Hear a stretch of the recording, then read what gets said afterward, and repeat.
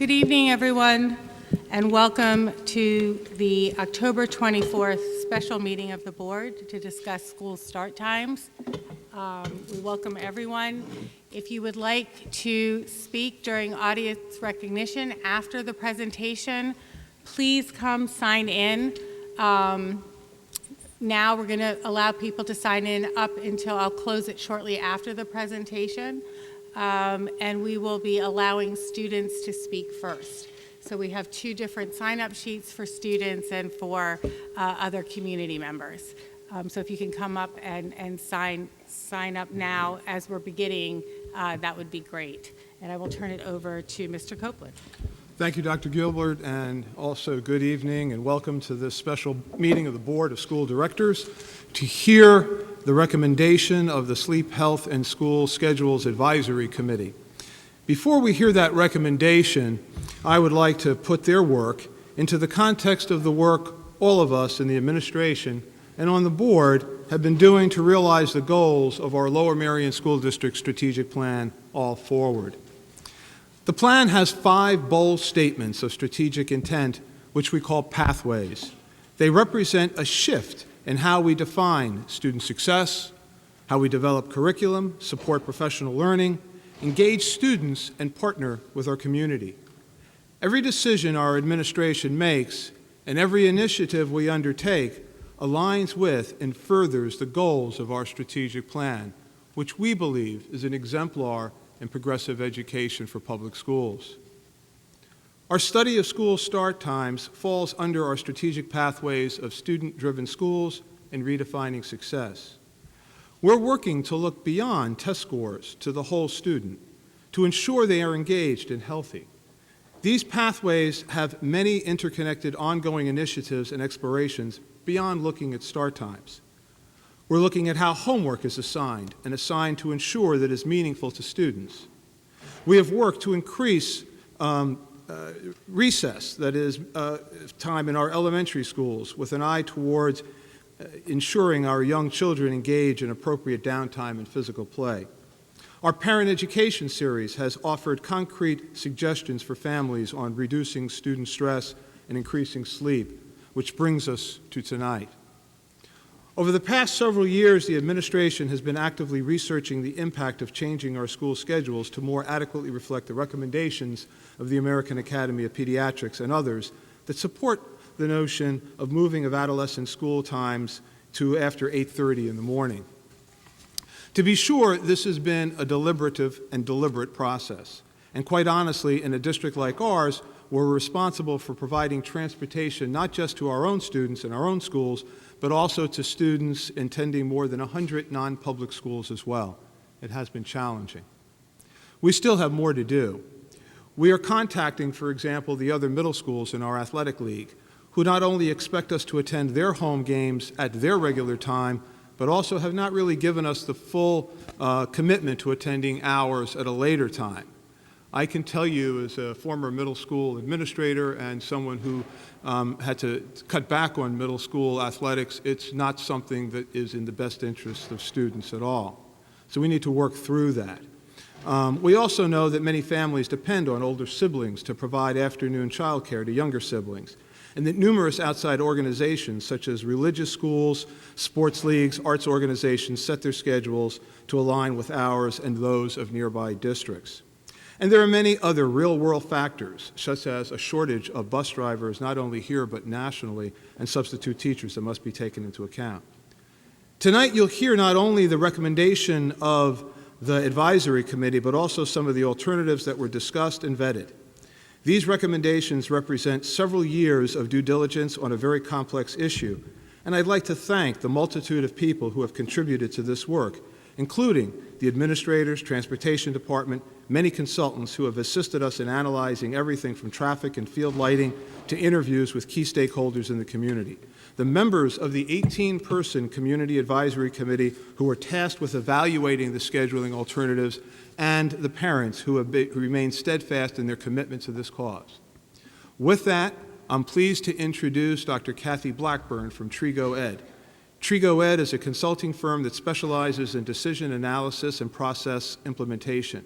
Their parent company Trigo, Kepner Trigo, has over 60 years' experience working with organizations on solving complex organizational issues. She, along with our own Dr. Christina Paul, who has been leading the collection of data with the district administration and providing updates on this and other program evaluations, will be able to present this evening. Thank you.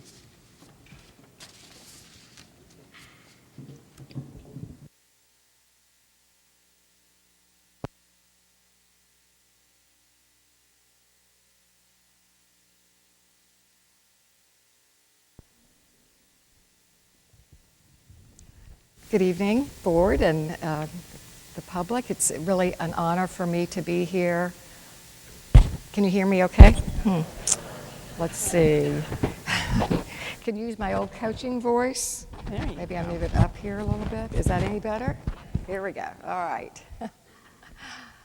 So I'm Kathy Blackburn. I'm Executive Vice President of Trigo Ed. And I did want to say before we get started how impressed I've been with all that's happened around this topic. There's been a very comprehensive, intentional approach that's much more than just the recommendation process that Trigo Ed has been affiliated with. And that doesn't always happen in my experience in working with school districts across the country. We have several objectives that we'd like to accomplish tonight. One is to establish the rationale for new school schedules. Why are we doing this? What's the thinking behind it? We want to highlight key points in the process for developing the recommendation. We have the formal recommendation process, but things happen before, things will be happening afterwards, particularly around data gathering and community input gathering. We're going to be presenting the details of the recommendation, and that's really where Trigo Ed has fit in with the work and the advisory committee. We'll be sharing plans for gathering community input to refine the recommendation, and then presenting next steps with a timeline toward board action in the spring. And so it's very ambitious objectives, but we've got a plan for getting it done. So Dr. Christina Paul is going to start off with sharing a little bit about the context and how things got started and the why and many steps that happened before we got involved with the actual process. So we're going to be like a tag team tonight, okay? Thank you, Kathy. Good evening, everyone.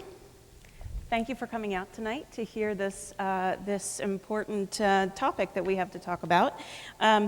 My name is Christina Ayers-Paul, and I work for the Lower Merion School District as Special Assistant to the Superintendent for Research and Program Evaluation.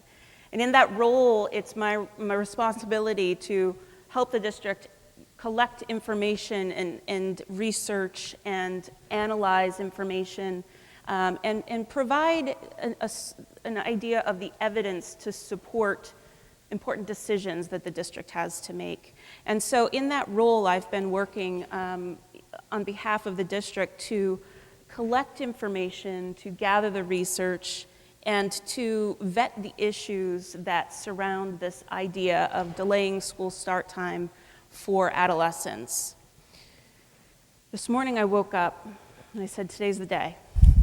A lot of you in the room have been waiting for today. A lot of us have been mired in this topic for quite some time, and I said to my family, today's the day. They looked at me and they said, the day for what? And I said, the sleep presentation. And my 5-year-old said to me, what's a sleep presentation? I said, precisely. And so it really made me stop and reflect. I've been mired in these details for so long that I kind of assume that people have the same background knowledge that I have when it comes to this topic and the issues and the extensive process that the district has taken to consider this recommendation. And so it was a really refreshing reminder for me this morning that context is important, background information is important. And so I'm going to walk you through the path that the district has taken to get to this point in recommending this new schedule. So the district has been engaged in this topic since before I arrived on the scene, which was 2016. In fact, as far back as 2014, the Interschool Council had begun engaging in conversations about the recommendations to start school later for adolescents. And really the hallmark policy statement that came out in 2014 was from the American Academy of Pediatrics when they published a policy statement called School Start Time for Adolescents, and the lead author was Dr. Judith Owens, who the ISC had here. Many of you may have come to that presentation in spring of 2014. And so many of the people who have been involved in this conversation for so long can refer to this recommendation quite frequently. We know what it says. It recommends that school should start at 8:30 or later. But I thought it would be important to actually come back and read the recommendation. I normally don't like to read from slides, but in this case, I think it's pretty important.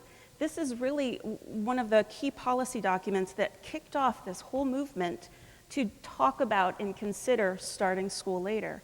And so in that statement, the American Academy of Pediatrics recognizes insufficient sleep in adolescents as a public health issue, endorses the scientific rationale for later school start times, and acknowledges the potential benefits to students in regard to the physical and mental health, safety, and academic achievement.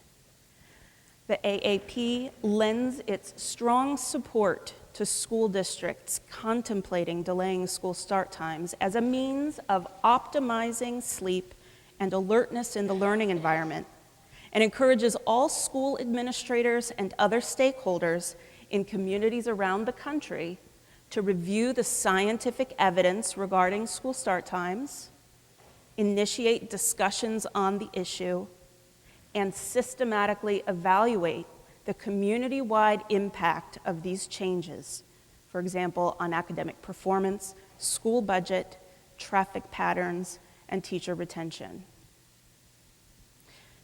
Shortly after this policy statement was published in Pediatrics, many other health and medical organizations have also begun to issue statements and policy recommendations for starting secondary schools at 8:30 a.m. or later as a public health issue. Why, you might ask? Well, there's something that happens with the onset of puberty. Now, I am not a sleep scientist, but I'm going to do my best to represent this. The circadian rhythms that regulate the sleep and wake cycle, they shift. With the onset of puberty, they shift, and there is a delayed sleep phase cycle for adolescents. So for the onset of puberty, on average, it's 11 for girls and 13 for boys. And at this point in time, these processes, the circadian rhythms, there's the process H and there's the process C. It's basically the buildup of sleep pressure working also in tandem with the release of melatonin, so that the onset of sleepiness is delayed during this period of human development, delayed about 2 hours later than previously in those same people for middle and late childhood. And this is something that's unique to adolescence. With then the onset of adulthood, the shift returns back to a pattern that is earlier in the day. So this shifting of circadian rhythms is laying the foundation for students who, on average, the AAP says, on average, students in this day and age in this country are typically not able to fall asleep until 11 p.m. And if they are sleeping the recommended 8 to 10 hours, let's do the math, we're looking at a wake-up time of 7, 8, 9 o'clock in the morning. And so the issue is that many of our high schools, many of our middle schools start their day prior to the natural time that we know from science that teenagers are in their natural rhythm for being awake and alert and ready to start their day. And we know that there are many impacts of insufficient sleep. I'm sure there's probably not one person in this room who would say that they've never gone without enough sleep and haven't experienced at least some of these symptoms. But the AAP points out in their recommendation that this whole list of impacts are the issues that we're dealing with when teenagers have insufficient sleep. There is a variety of physical health and safety issues that we see. There are a variety of mental health and behavior impacts that we see. And then there are the academic and school performance components that are the result of insufficient sleep and the effect on cognitive functioning. So we know that kids in our country, around the world, but particularly in our country, most of the teenagers, in fact, the CDC in their most recent survey said that about 70% of kids are reporting getting less than the recommended 8 to 10 hours of sleep that we know adolescents need. And in fact, here in Lower Merion, we engaged with Challenge Success beginning in 2018, 2017, 2018, and they administered a survey with all of our secondary students. It was the Stanford Survey of Adolescent School Experiences. It's a well-documented and researched instrument for measuring different components of students' experiences with school. And one of the components that they examined is the issue of sleep. And so we know from that survey, and we had a very high response rate, over 90% of our students participated in this survey. 66% of the students who responded reported that they get less than the recommended 8 to 10 hours of sleep on a typical school night. And in fact, among our high school students, it was an average of 6.5 hours of sleep per night on the typical school night. We also know that 50% of our high school students reported that their typical bedtime was not until 11 p.m. or later. And we know that 59% of the high school students reported that if the district were to change the time that school begins and ends, that they believe it would be quite effective or very effective in addressing students' stress, health, and well-being. So I hope that I've convinced you that we have some sleepy teenagers on our hands. But we all know that there are lots of reasons that kids don't get enough sleep. And in fact, the American Academy of Pediatrics, in their statement, said it should also be emphasized that delaying school start times alone is less likely to have a significant effect without other actions that are contributing and potentially remediable, such as the excessive demands on students' time because of homework, extracurricular activities, after-school employment, social networking, electronic media use. So schools have a responsibility for looking at the schedules that they are requiring teenagers to adhere to. And there are also things that students and families can do at home and in their personal life to help adopt better sleeping habits. However, from a public policy perspective, our job is to examine whether or not we can give our students a schedule that is going to set them up for the most success when it comes to orienting our timing with the natural circadian rhythms of teenagers. So the challenge for us then, for the district, is to look at ways that the district can redesign the schedule, redesign the school schedule to align with these medical and health communities' recommendations based on that scientific evidence of sleep and insufficient sleep.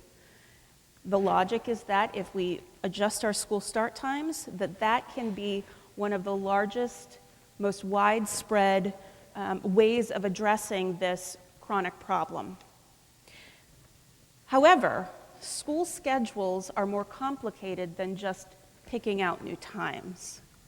School schedules They reflect community values. They're shaped by those community values. They are influenced by evidence of what works. They are constrained by both legal and logistical parameters. And they're experienced by students, families, staff, and the community. We've begun collecting input through our sleep@lmsd.org email address, and we're hearing about the experiences of many of our families, both in support and both in opposition of the recommended time. Those experiences are very, very real. The logistical challenges of accomplishing such a dramatic shift in the community are very, very real. So when we couple all of that with the scientific evidence about sleep, insufficient sleep, circadian rhythms, and what has worked in schools, we're presented with this body of information that the district is then responsible for making sense of. So let me share with you the ways that the district has been tackling this issue since 2014. As I mentioned earlier, in 2014, the ISC co-hosted Dr. Judith Owens, who was the lead author on that AAP recommendation. She came in March of 2014. Later in the year was when the AAP's recommendation was published in Pediatrics. By the way, we have invited Dr. Owens to come back in January, and she's tentatively scheduled to be here with us for an evening presentation in January, so keep that on your calendar.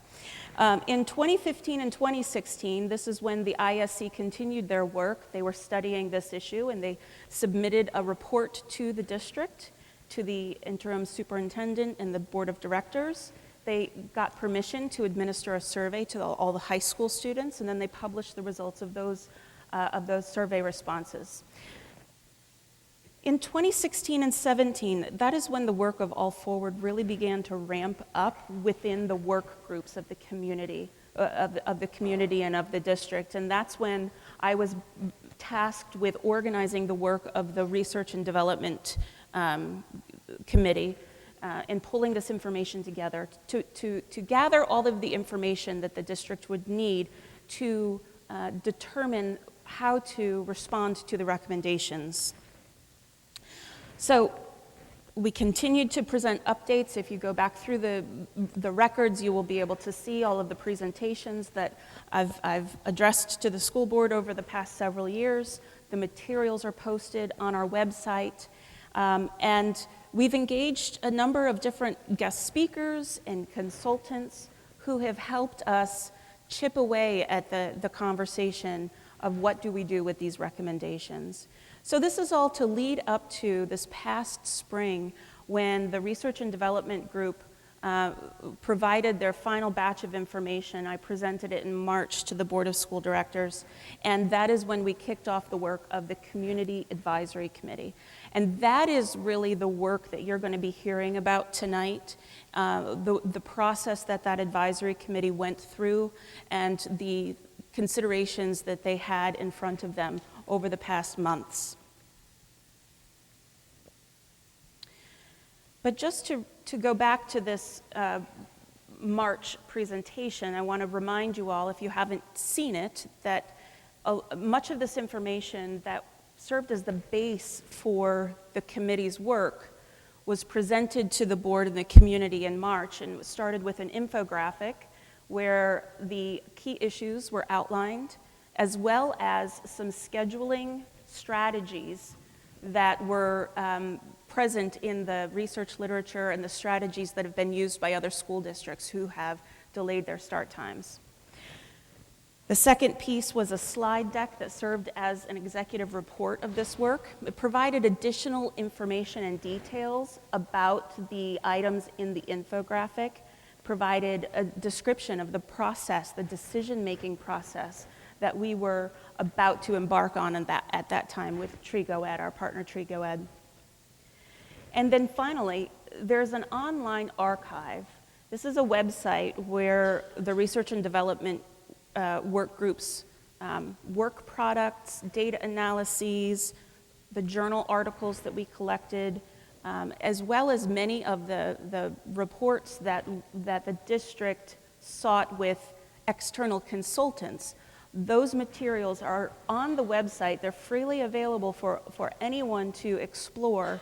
And that really outlines all of the logistical details and the research that went into this online repository of information that was then provided to the advisory committee in support of their work. So the Community Advisory Committee, we began soliciting interest for that advisory committee in March. We put an open survey out to the entire community, and anyone who was willing to be a part of the work was able to submit information for consideration, and we had an overwhelming amount of interest in people who wanted to participate in that pretty intense committee work. We also designated spots on the committee for key organizations to provide their own nominations. So we wanted to make sure, with our partner Trigo Ed, we really were very deliberate in the way that we outlined what we were looking for in the perspectives of that committee. We wanted to have a balance of perspectives, a balance of stakeholders from elementary, middle, high school perspectives, those with recent graduates. We wanted teacher perspectives. We had the Lower Merion Education Association nominate positions for the committee. So in total, we had 18 people who represented various stakeholder groups, and some of them wore multiple hats.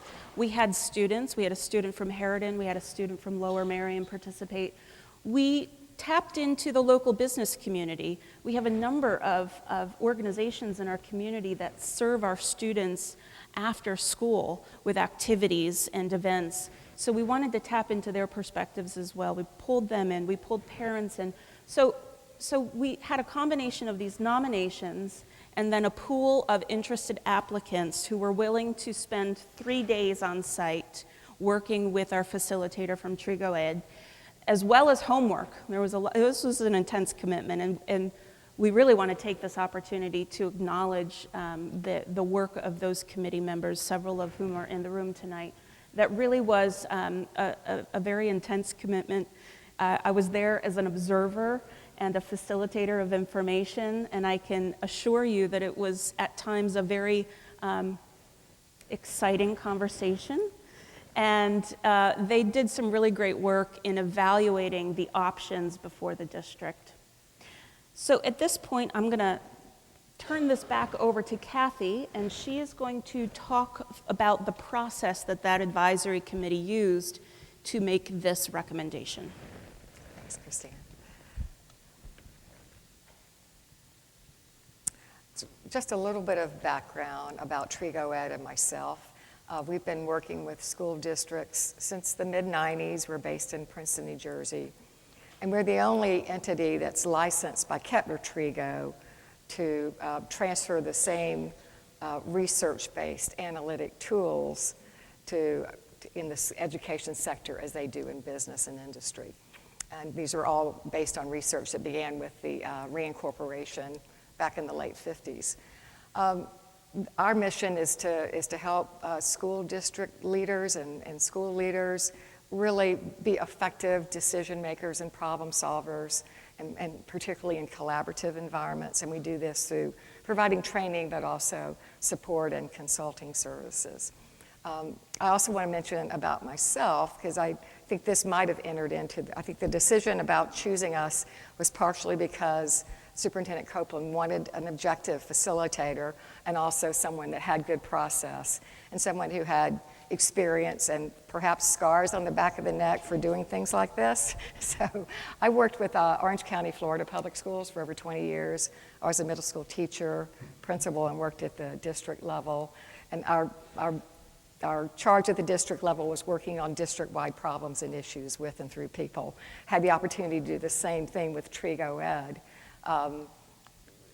But with districts all over North America. So I've actually been working since the inception of the project, initially as more an advisory role. I have a colleague, Patricia Swarber, who worked more directly with the advisory group the first few times. She had a tragedy, a family tragedy in September. She was not able to rejoin, has not actually fully come back to work. And so I jumped in, being familiar with the topic and most of the process, and have been working with the process since. So our purpose really as outside service providers is to facilitate the stakeholder involvement in developing this recommendation for school start and end times. So we're using a process called decision analysis that's being used by over 30 million people throughout the world, and many in business industry and also in education. So what we find typically in decision making is that people jump to options without really understanding what they want and what they need in a decision.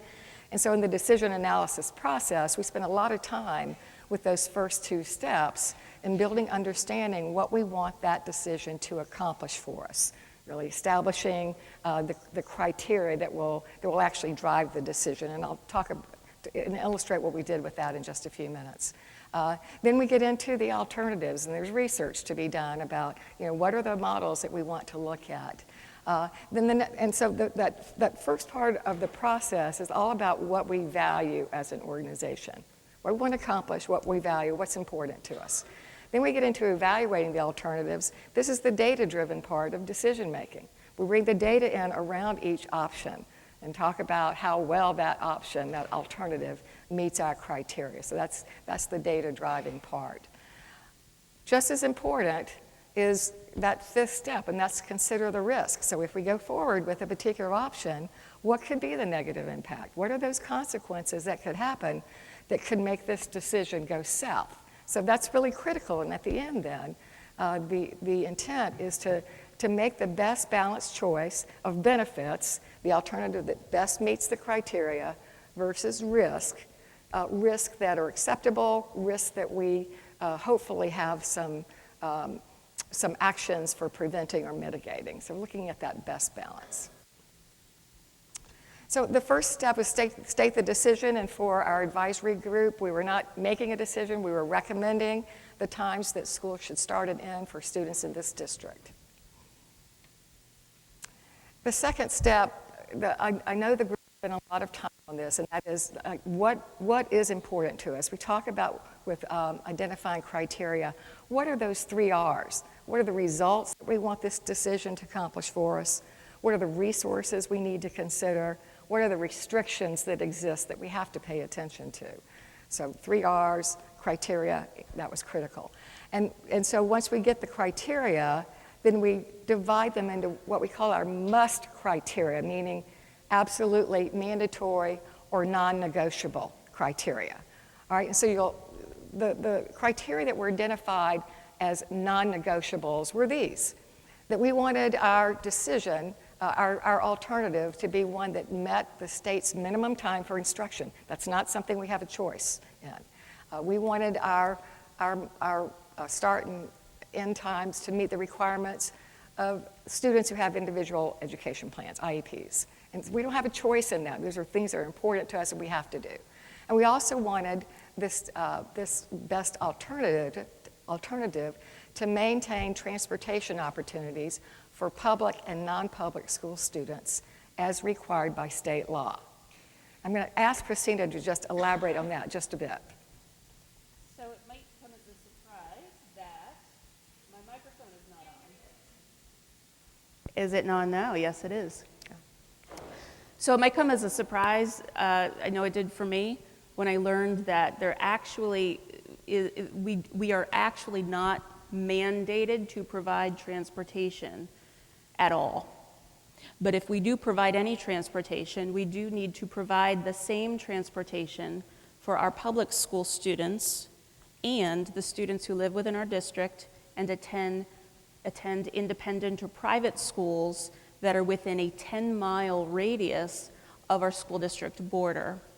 Our school district is about 18 square miles, and so you have to draw a 10-mile radius around the border of the school district, and that is the catchment area for any student who may attend one of those independent schools. We are mandated to provide transportation to those students because we also provide transportation to our public school students.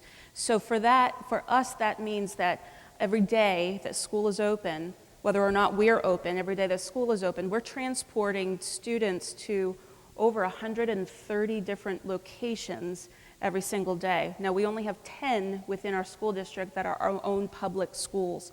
So the interesting component of this conversation within Pennsylvania is that we have this additional transportation component that other states may not have. So when you see these discussions occurring in neighboring states, you first have to start by asking what the transportation requirements are. Thank you. And so one thing about the function of a must or non-negotiable criteria is that they will eliminate options that don't meet them. So a little bit further in the process, the alternative that doesn't meet all three must goes away. It's eliminated. Other criteria we call wants, and they're important. They actually drive the winner. They drive the winning option. And so with the wants, we have a way of prioritizing them. So we get a sense of what's our most important wants. And so our high priority wants were these. We wanted an option that maximized student engagement, participation, learning, and academic performance. One of the main purposes of school, right? We wanted an option that maximized the safety of students communicating to and from school, whether by bus, car, or foot.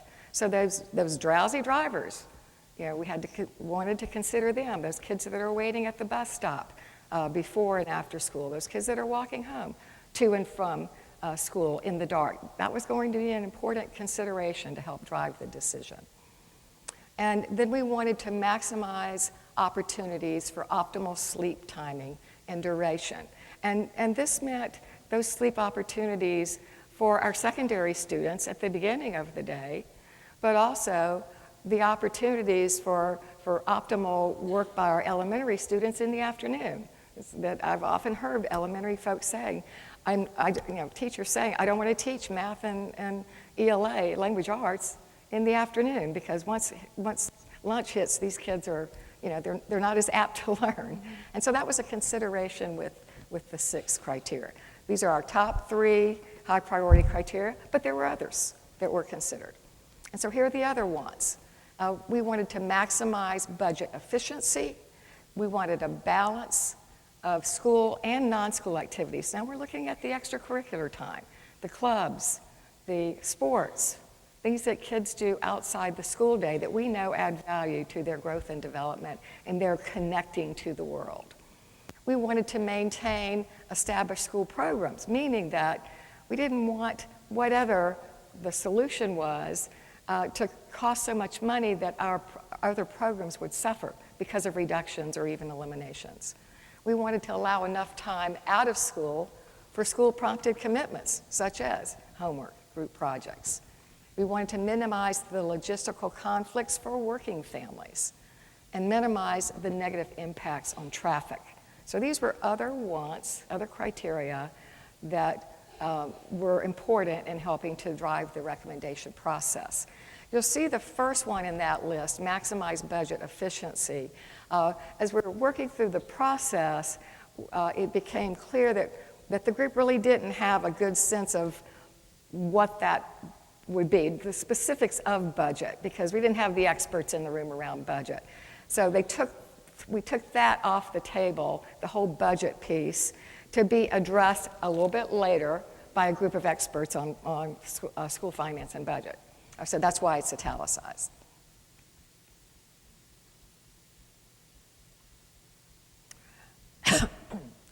So now we're at the point of the process we actually start looking at alternatives.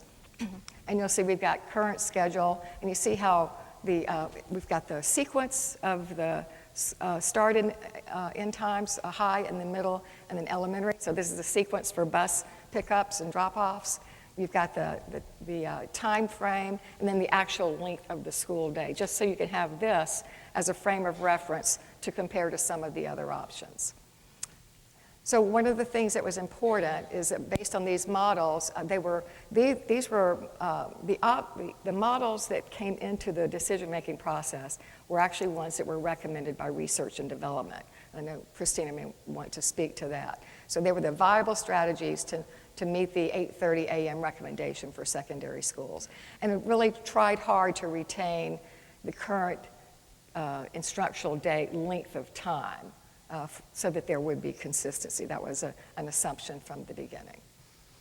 I'm going to let you run through these, Christina, since Sure. you're the detailed expert. Sure. So one thing I always like to point out about the schedule is that we operate a 3-tier system, meaning we have 3 different school schedules so that our bus fleet can make multiple runs each morning and each evening. There are a lot of school districts across the state that are operating on 2-tier systems or even 1-tier system in the rural areas where their bus fleet is able to accommodate just 2 schedules. But so with our 3-tier schedule, we're able to use the same buses to make multiple runs. So you'll notice that the morning of the current schedule, in the morning we have about a 45-minute span of time between each start time.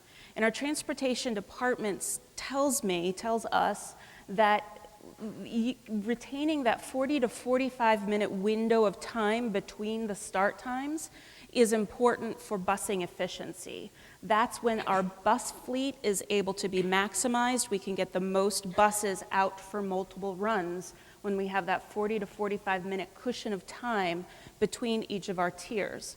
Look at the dismissal schedule for the current schedule. You're going to see that there's less than 40 to 45 minutes of time. And that comes to fruition when you see that in middle school and in elementary school, the buses aren't able to arrive right at dismissal time. So we have middle school students who are often waiting for the buses to arrive after they've dropped the high school students off and are returning to our middle school campuses to pick up their next load. We have the same thing happening in our elementary schools. In fact, in one of our elementary schools, the last bus arrives around 4 p.m., even though the school is dismissing at 3:35. So that is how that plays out in real time when you have less than 40 to 45 minutes of time cushion for our current bus fleet.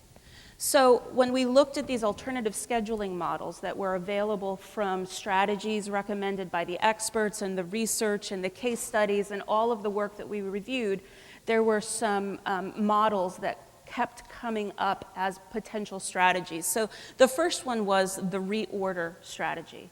Mix everybody up. Well, for us, if we were trying to retain that 40 to 45 minute period of time, we started with just plotting that out. What would that look like in our district if we wanted to get high school and middle school as close to 8:30 as possible? What could that look like? So we started with this baseline schedule, 7:30 to 2:05, because that retains the current 6-hour, 35-minute instructional day for students, 8:15 to 3:25, which maintains the current 7-hour, 10-minute instructional day for high school students. And then middle school, 9 o'clock to 3:50, again, retaining the current 6-hour, 50-minute instructional day.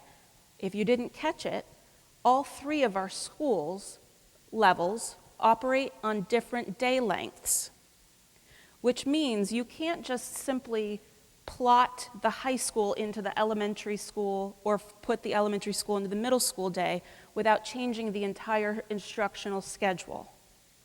So when the alternative scheduling models were being plotted out, we were looking at a few things. Let's try to keep the instructional day schedule consistent with current times so that we have at least that consistency across the models, and then try to retain that 40 to 45 minute window of time between schedules at the beginning and the end of the day, or at the very least, don't make that window any shorter than it currently is.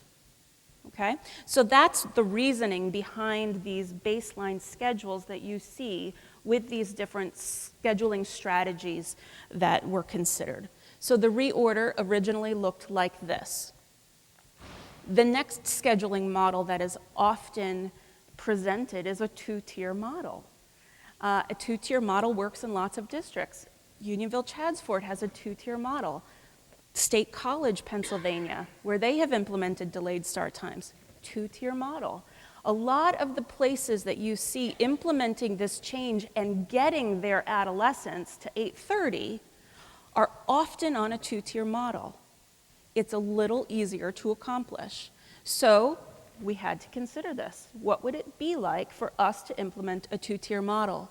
So in this case, we still wanted those secondary kids to be starting at 8:30, which is the recommendation. So that would either mean that we put elementary at 9:15 and ending much later in the day, or flipping them up to earlier in the day. And lots of the recommendations from the experts say that earlier in the day is better for elementary than it is for other levels. So that was the reasoning for the 7:45 start with elementary for the two-tier model. Another one is flip. Why not just flip the elementary and the high school, right? So that is what this would look like if we were to just simply flip elementary and high school. The problem here being that you see, well, I don't want to go into the problems because these were just models and the advisory committee was the one who grappled with the problems. I'll leave the problems up for further discussion later. The fourth scheduling alternative that we examined was the push. And the push is something that you saw happen in Tredyffrin Easttown recently. They pushed all three of their schools 15 minutes, I believe it's 15 minutes earlier into the day. So whereas high school used to start at, I think it was 7:20 or 7:25, now they're starting 15 minutes later in the day. I might be a little off on my exact details, but they're still attending school earlier than 8 o'clock in the morning. The point being that the scheduling model is that you just take the current tiered structure and push everybody an equal amount of time further into the day. So in our case, we plotted that out so that high school would begin at 8, middle school would begin at 8:45, and elementary school at 9:30, noting the dismissal of 4:05. Also need to note, pay attention to that dismissal time and how much of a window of time is between the dismissal times, because that will affect transportation. With less time between dismissals, you need more buses. So that is a factor to consider as you're thinking through each of these models.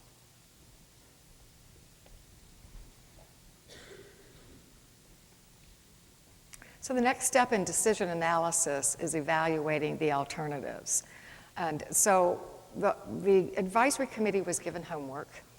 Small groups took one option each, and they did research on that option as it related to each of the criteria. They looked at data and information based on that option and comparing it, with the different criteria. And they came back with their homework. So, we had the data that helped informed us with this part of the process. And then the next part of evaluating the alternatives is looking at which of these options meet our must. And so first time around, all of the options met the must. So we were ready to go into then the next part of evaluating the alternatives.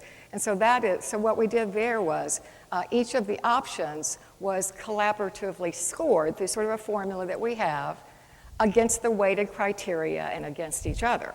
And so in this part of the process then, we had 3 top performing models.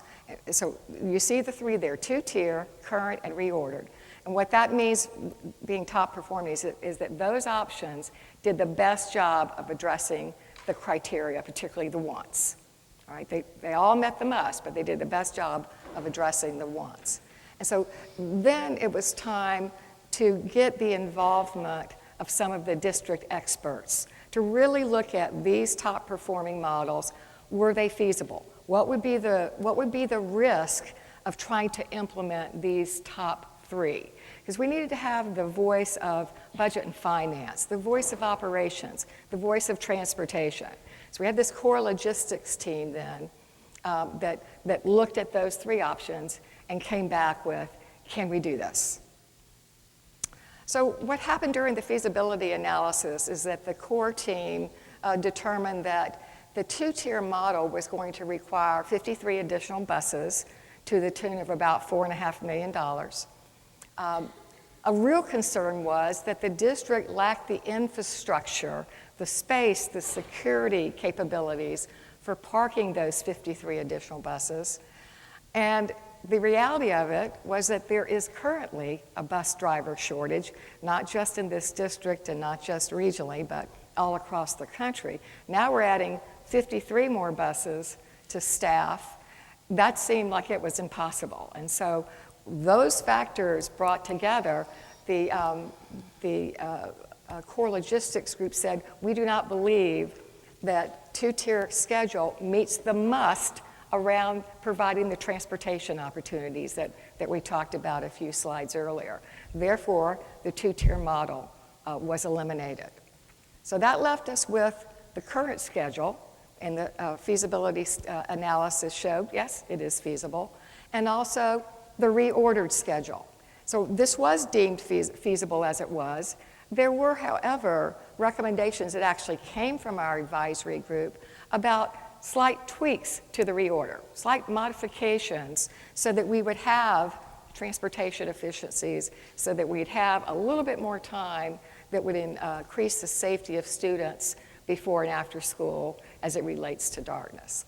So we did a modest tweak on that. So just to elaborate on that, so for example, one of the things that the committee often would bring up as an idea or a strategy was to change the length of the school day, right? To either shave some minutes off of the high school day or add some minutes to the elementary or middle school day. So that was a strategy to consider, to add some efficiencies between those dismissal and those arrival times. The other thing that kept coming up, it was on everyone's mind, is children waiting for school in darkness. And so we really looked pretty carefully at the civil dawn, the civil twilight data, which is the half an hour before sunrise and the half an hour after sunset, when there's still ambient light. So the sun might not be up at that point, but it's still light enough that it's considered civil twilight, or the time when you can still conduct outdoor activities without artificial lighting. So we looked at that data, and it looked like 7 o'clock was about the sweet spot. Now, if you get up this tomorrow morning at 7 o'clock, I did. I got up, well, I was up far earlier than that, but at 7 o'clock I went outside and I looked at my street and I was like, what does the daylight look like right now? Would I be comfortable with my child waiting for the school bus? It was slightly dark, but there was light, the sun was rising. I saw cars driving by, they had their lights on, but I thought if I had a reflector on my child or a blinking light, I'd feel comfortable. And by the way, 2 weeks from now, this is going to be 6 a.m. And 7 a.m. will be very bright and sunny. So it's only about 2 or 3 weeks out of October when there's really that concern, or between that like 7 to 7:15 time frame. The latest that civil twilight occurs for us is 7:03 a.m. So one of the things that the committee talked about was, can we put a parameter in so that no child gets picked up before 7 a.m.? So the core logistics team was able to take that recommendation and build that in with these modifications, and that's where we have this modified reorder recommendation. Which actually looks like this. So Yes. you've seen the current, Right. but now you see the modified reorder, and you see there is a bump back to a little later starter time for elementary. There are some changes in the length of the day. Yep, so if you recall from the original reorder schedule, elementary was starting at 7:30. We had high school starting at 8:15 and middle school starting at 9. And so by making these shifts, starting the elementary at 7:45 got our transportation enough time to wait until 7 a.m. to pick kids up, to get them to school in time for the breakfast program. Many of our students need to be at school early for the breakfast program, so we route our transportation so that kids are arriving at school 10 to 15 minutes early every day so that they can participate in the breakfast program. So that's why you see that shift in elementary time. You see an extension of the elementary day by 15 minutes, which could be used for lots of interesting things, such as additional physical activity period or health and wellness activities. And also remember, we had a number of students who are currently waiting for buses to arrive at the end of the day. And so maybe that 15 or 20 minutes that they're waiting for their school bus could then be transferred over into the instructional day so that we're making better use of that time. So you see a lengthening of the elementary day, you see a slight shortening of the high school day. It's taking 10 minutes out, and that 10 minutes would come from places like transition time between periods, a reduction of that first period, which is like a homeroom. So there are different ways to accomplish that 10-minute reduction in the school day for high school. And then for the middle school day, you see a shift to 9:05 and 4:05. Again, that adds some efficiencies to the transportation, makes this transportation possible. Now, when the core logistics team initially looked at this model, they were running it with the idea of 3 middle schools. And with this model and the additional middle school, it looks like it's about a cost-neutral situation for transportation. In fact, they estimated that 1 less bus would be needed if we used this schedule over the current schedule if the district were to wait until the new middle school opened. So those were the adjustments that were made, and I hope that helps clarify some of the reasons that those adjustments were made. Okay. Thank you. So now we're really looking at these two as our top models to consider. The advisory group, again, is still in the evaluative mode, evaluating these two alternatives against the criteria. And they came to the pretty important realization that the modified reorder really was the top performer, much stronger against our most important, our highest priority wants: maximizing student engagement, participation, learning, and academic performance, maximizing safety of students, maximizing opportunities for optimal sleep timing and duration. Our current schedule did not do a good job of addressing those 3 high priority criteria. And if I can interject, Yes. As an observer for that process, I was in the room, many of you were in the room, and for me it was a very poignant moment. The conversation was tense. We were looking at these final 2 alternatives. Do we stay with the current schedule? Do we go with this modified reorder schedule? What is the best fit for this community? And Kathy came in with fresh eyes and she said, "Hey, everybody stop. I want you to look back at that most important criteria that you set up at the very beginning of your process, your 3 wants, your high priority wants. Look at how the current schedule stacks up against those wants compared to the modified reorder."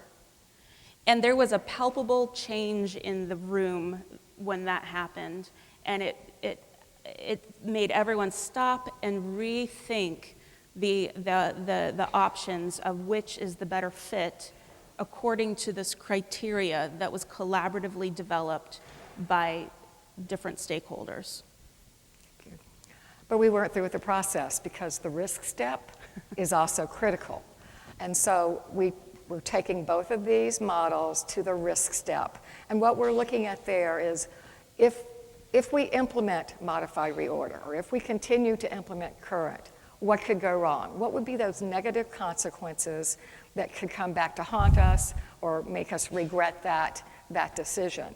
And with the risk, we took a closer look and said, now which of these risks would be most likely to happen? And which of these risks would be most damaging, would have the most serious negative impact? So here are just a few of the risks that the advisory group identified for modified reorder. There were others, but these were the most serious and probable.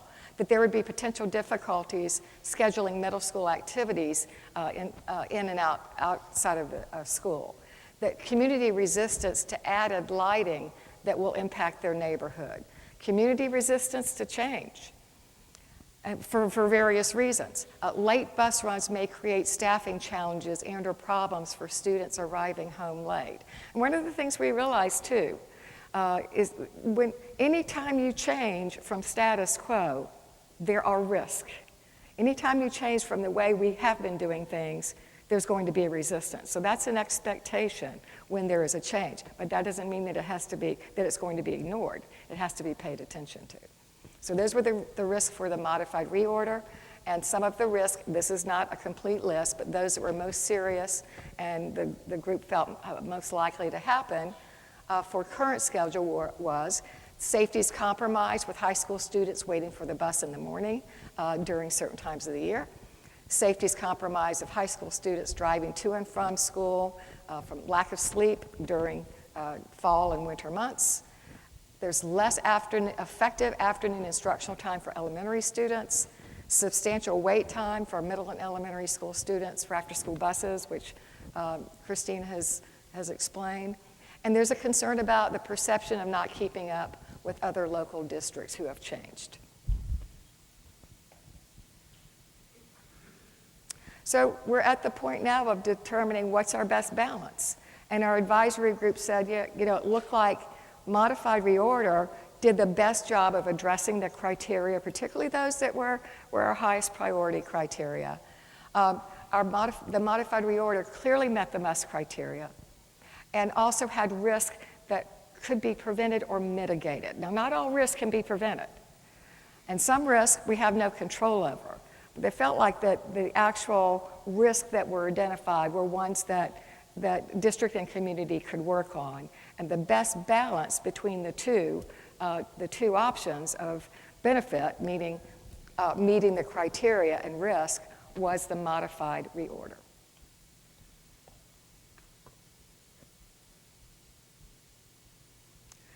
But we're not through. Okay, so this is our recommendation today, but there's more work to do. And you began the whole project getting community input, asking what people think, and it's time to do that again. And so the thinking forward is we need to do a comprehensive risk analysis, but we need to hear from our community. What are your thoughts about the risk? Yeah, we'll talk to you about your thoughts about the opportunities, but what are you worried about as far as the risk of going forward with modified reorder?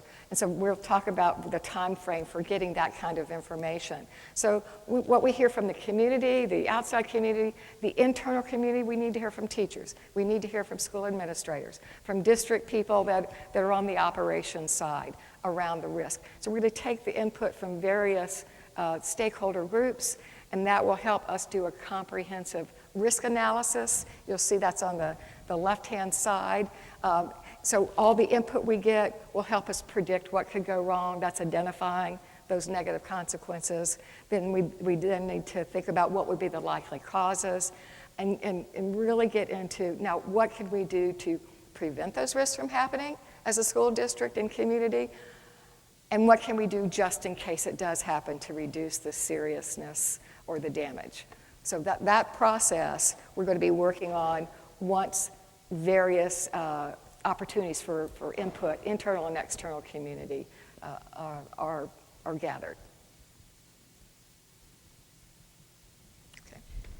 So last week, many of you hopefully received an email from the district announcing this recommendation. That's why you're here. There was a link to the infographic that explained the new schedule and some of the issues that we were already working through with the new schedule recommendation.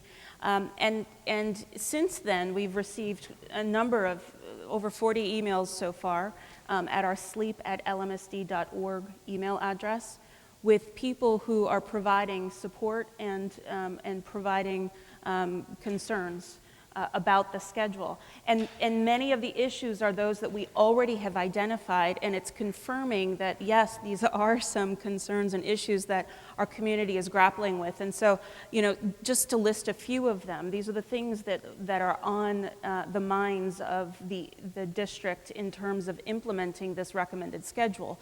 There are childcare concerns among families and among staff, staff who are now needing to think about new schedules and what that means for their own families, many of whom are outside of the district, in some cases far outside of the district. And so with new commuting patterns and new commute times, new schedules, there are very real implications for them with their own personal childcare. For families in the district, for some families, it's a matter of adjusting the amount of time or the period of time that they have to arrange for childcare. But then there are other families who it is a financial burden for. I mean, I read at least 2 emails of single moms who were expressing their extreme concern that they would not be able to afford 3 hours of childcare every afternoon for their elementary-aged students. So these are very real experiences and reactions that the community is having. Secondly, students in darkness before and after school. I talked briefly about the parameter that the transportation department is working with to help mitigate the time, the amount of time during the year that elementary students would potentially be waiting for the school bus in darkness. And so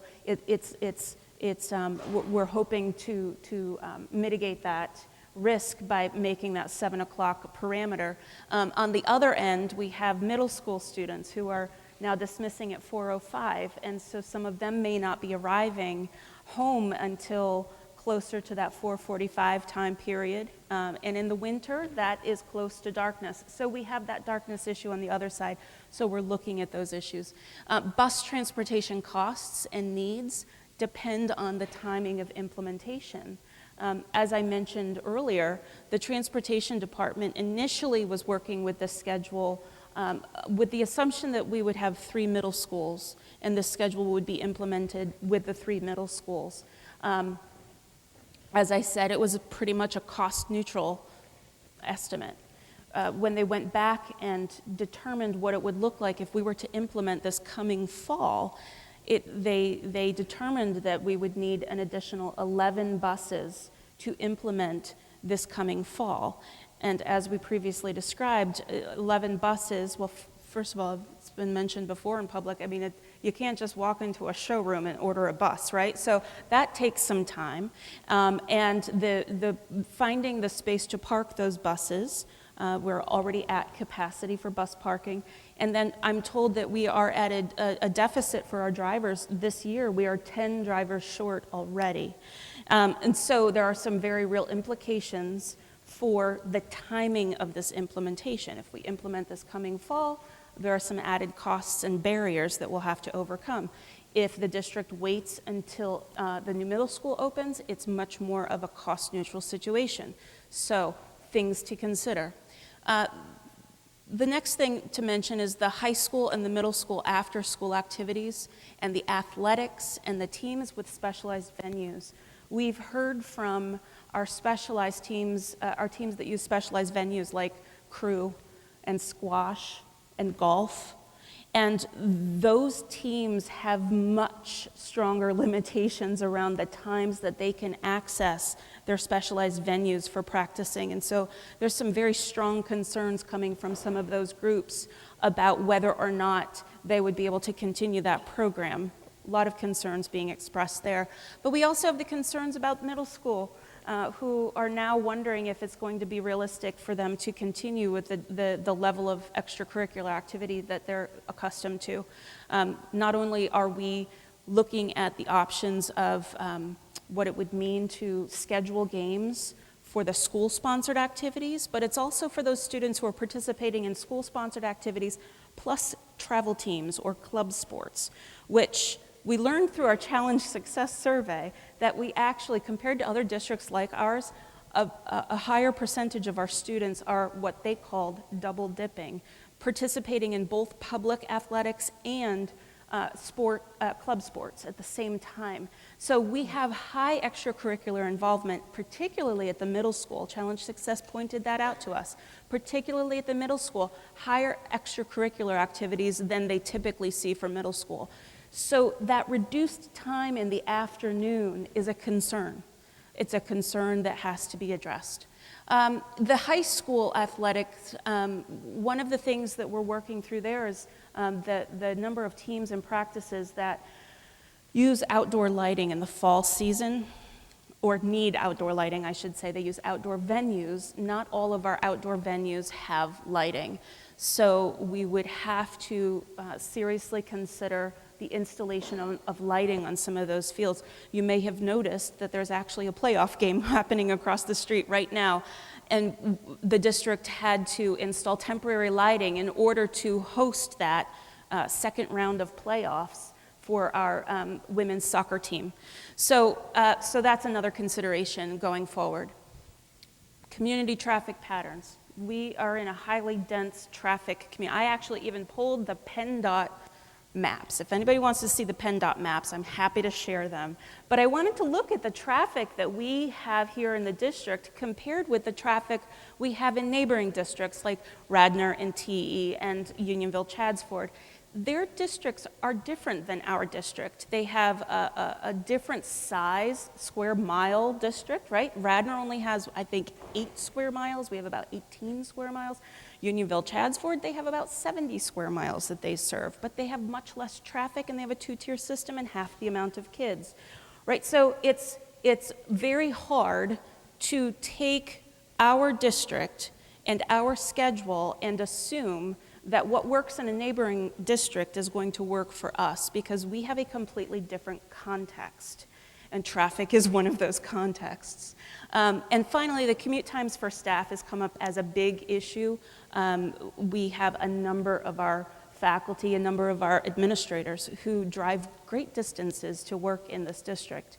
And so there's much concern around changing the time that they would need to commute and how that might extend the amount of time they are away from their family in order to be here with us in this district. So these are just some of the risks or the problems or the issues that have been identified. We knew these coming in. These issues have been reconfirmed through the initial feedback we've received from the community. And so moving forward, as Kathy pointed out, we have some planning to do, our risk analysis. So I just wanted to share the timeline with you moving forward. So here we are in October. You're sitting here currently listening to the recommendation presented to the Board of School Directors. You all should have received that infographic. If not, go onto our website and grab that so you can get a better look at some of those issues. In November and December, this is where we're going to spend intense efforts on listening to the community and gathering input. We have a number of community listening sessions that we have planned. We have staff listening sessions that we will provide or implement in each of our school buildings, the same thing for students. We have a feedback survey, which is not yet available. It will be available as of November 1st, but you will go to this link. This is a feedback survey that is being conducted by Hanover Research, our research partner. And the reason is that we wanted to have that objective outside group pulling the information and collecting and summarizing the issues and the themes of that information, but hoping that our community will feel confident that their identity will be protected. So Hanover will not be sharing names or email addresses with us, but instead will be summarizing the input based on higher level summary groups, stakeholder groups, if you will. And then finally, as I mentioned at least twice earlier, we have a dedicated email address. Please continue to share your feedback and your input and your questions here at sleep@lmsd.org. We're going to be taking all of these questions and adding them to an FAQ, a frequently asked questions page that we will be posting on the website. A lot of the questions that we hear often, and so we want to get those out there, get that information out there. So then the next update we plan to share will be in January. At that time, we'll be able to give some preliminary insight into the additional feedback we've been able to collect through these next few months. We will continue to analyze that feedback and complete that comprehensive risk analysis that Kathy spoke of. And then we're expecting that the board will be prepared to take action on the recommendation in the spring. And so with that, I would like to turn it back over to Dr. Gilbert. Okay. Thank you very much. First of all, I want to just thank Drs. Paul and Blackburn for that extremely thorough presentation. And I would also like to thank, I believe, Assistant Superintendent Dr. Eveslag and Principal Veronica Ellers, who I know are somewhere around here, I saw them recently, for all of their contributions. And in particular, I really would like to thank the advisory committee and all of the members of the advisory committee who have just spent an enormous amount of time and effort, and I think took this extremely seriously. I understand that there's a lot of maybe differences of opinion in the community, but I think that these folks deserve a lot of thanks from the rest of us, and certainly all of our goodwill. So let's start with thanking them.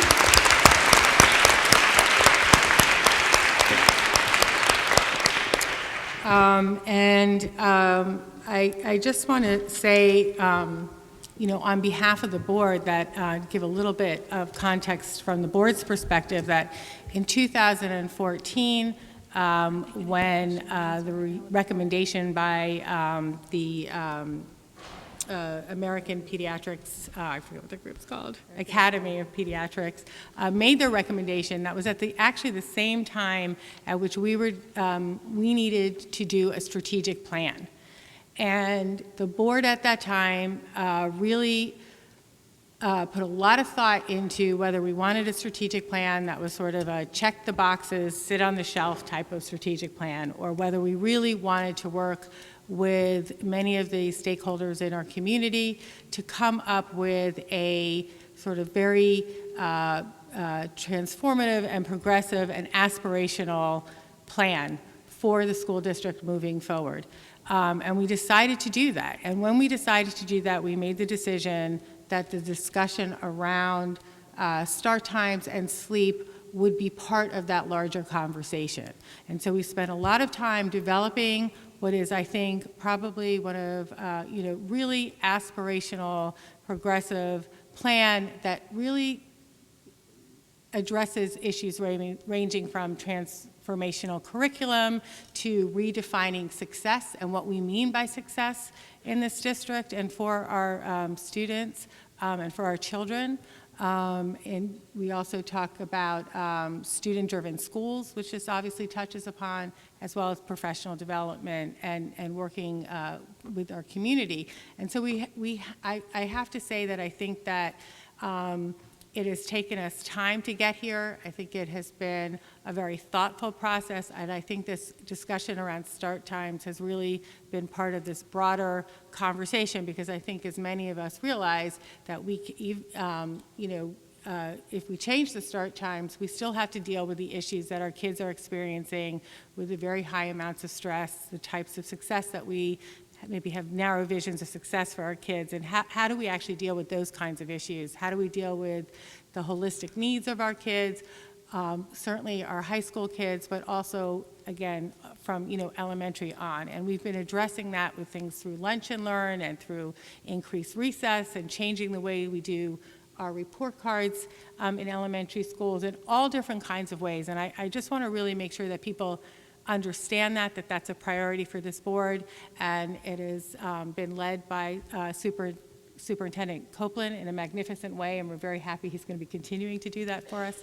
So with that, what I would like to do is, because we're at the beginning of this process, I'm going to ask my fellow board members, and because there's so many people here who I think want to comment and ask questions, to just maybe keep it to one question before we could get to sort of public comment. We're going to have lots of opportunities to hear from people. We're going to have more opportunities to discuss this with each other, as well as we'll be bringing back our consultants. So I just want to remind everybody that we're at the very beginning of this process. I also want to remind everyone here that we are at the beginning of this process. We're going to be lots of different possibilities for small group discussion, larger group discussion, just emailing if you can't get here. And we'll be looking at all of these things. And I was going to give the community comment at lmsd.org, which you can still use, but I believe there's now sleep lmsd.org as well, so you can use either one of those. We'll be collecting all of those. And so we're also going to limit comment tonight, public comment, to 2 minutes as opposed to 3, so we can get as many people in as possible. We are going to be allowing our students to go first in the spirit of hoping they then go home and go to sleep. And so we ask everyone for their patience. And so while the board is going to ask some questions, I'm going to ask anybody who has not already signed up and would like to sign up to give public comment to come up now. Don't worry about making noise while we're talking. We have mics, it's no problem. So if you could come up now, if you would like to, now that you've heard the presentation. The other thing I want to say is that we are not going to be answering questions this evening, but we're going to be hearing what the questions are and working on developing an FAQ. And so, but we do want to hear all of your feedback. So please, I'm going to start to my left with Ms. Finger. And in the meantime, those of you who want to sign in, please come in and sign in. Thank you, and thank you. Your presentations are always so thorough, so well-spoken, and really very clear. So I appreciate just all of the time and effort that you have put in clarifying this for us and really looking at everything. I do have, and I'm going to, well, I have like 7, but I'm only going to ask one. I'll only ask Pick one. your top one. It's top. You can write in to sleep at I will. No, I'm I'll joking. send that email. Okay. Whose voices may not have been at the table as part of these 18 people, 10 of whom were parents? So, for example, how many were parents of elementary school? How many were working parents or parents who utilized the after-school the Right at School program? And how many maybe on the committee were people who were not for the change, who were putting those voices and questions out? That's a great question. We really did our best to try to get the best balance of perspectives. That being said, a 3-day commitment, people having the opportunity to spend 3 days away from work or life obligations is a very big commitment and a challenge for many people who wanted to be at the table. I think that it's fair to say that we had a good representation of elementary, middle, and high school perspectives. I think that it's fair to say that there was definitely a strong contingent who came in as skeptics of the recommendation. And so there was a lot of spirited discussion and a lot of questioning, a lot of clarification. And so I feel that there was a fair representation of the perspectives of those who should be there. I will say, though, that you did ask who was missing, and I would say that one of the hardest groups to get feedback from are the families that are working families that can't come out to these types of things, that those who might have really tough schedules. It's always hard to tap into those groups of people, and so that's a group that I really would like to work very deliberately at making sure that they have a voice in this conversation. Mr. Driscoll, do you have a question? I just have a quick, I don't want the answer tonight, but I do want to get a little bit of understanding, because I'm going to oversimplify it, but our elementary school kids tend to go to one room with one teacher for most of the day. But our middle and high school kids are bouncing around from class to class. There's the A day, B day, C day, D day. So my question, but more of, maybe at the next presentation, just some more information about how having an A, B, C day and a D day schedule, if it helps us in this, does it hurt us? Do we need to go to the 3-day schedule? That's a big question, so maybe, but just because they're different animals, to my view, elementary versus the secondary, is there something there that we should be looking at? That's it. Thank you. Mrs. Pollard? Hi, and thank you for your presentation, as always, very thorough. With that sector of our community not being represented like you would like to, have you thought about changing meeting times to accommodate those parents that can't be to night meetings or even morning meetings during the week? So with the community listening sessions, we very deliberately tried to make them at a variety of times and spread them out. There's a weekend spot, there are 2 evening spots, there's a daytime spot. So we are trying our best to make those opportunities available.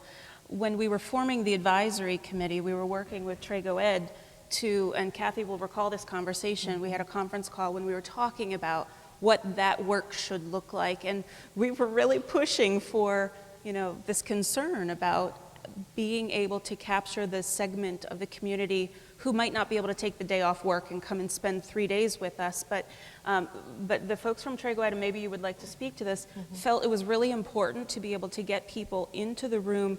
It's intense, and to be able to stick with the conversation for an extended period of time.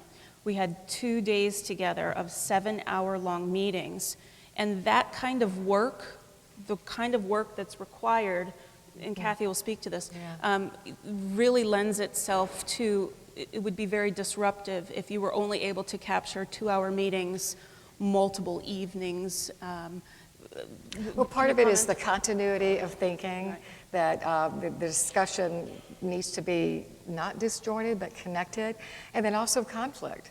So sometimes when meetings are short, you're not able to address conflict, and there was conflict, and there needed to be. We needed to get it out. We need to work through it. And so we've always believed very strongly that if we can have chunks of time where there's that continuity of thinking and discussion and getting through the difficult issues, that it's much more productive towards our outcomes. But a downfall is that people can't always make that commitment. I'll echo my colleagues and thank you for the presentation. I wanted to talk about some of the things we're already doing as a district to support overall sleep health of our students. We've talked extensively in curriculum committee of the board about, Dr. Gilbert mentioned the strategic plan and the number of things that we're doing in terms of supporting our students across the board. So could you speak to some of the things we already do to support our students' overall wellness and sleep health, recognizing that increasing a 30-minute window for our students is not necessarily going to ensure that our kids are healthier as a result? So we've and then I'll let Dr. Everslag add in, we've added this topic into our health curriculum, and I think those topics are ongoing. We mentioned some of the parent sessions that we've held. This is an awkward situation. Where is he? Down there. So besides health, can you list some of them? Well, I mean, the wellness initiatives are embedded in our program to the extent we can through our advisory programs, our elementary responsive classroom, elementary health, our programs through student services. I know Ms. Quinlan with her health services and Mr. Marta through student services offer a series of programs and wellness opportunities and informational sessions for the community. So I can certainly say it's been a priority.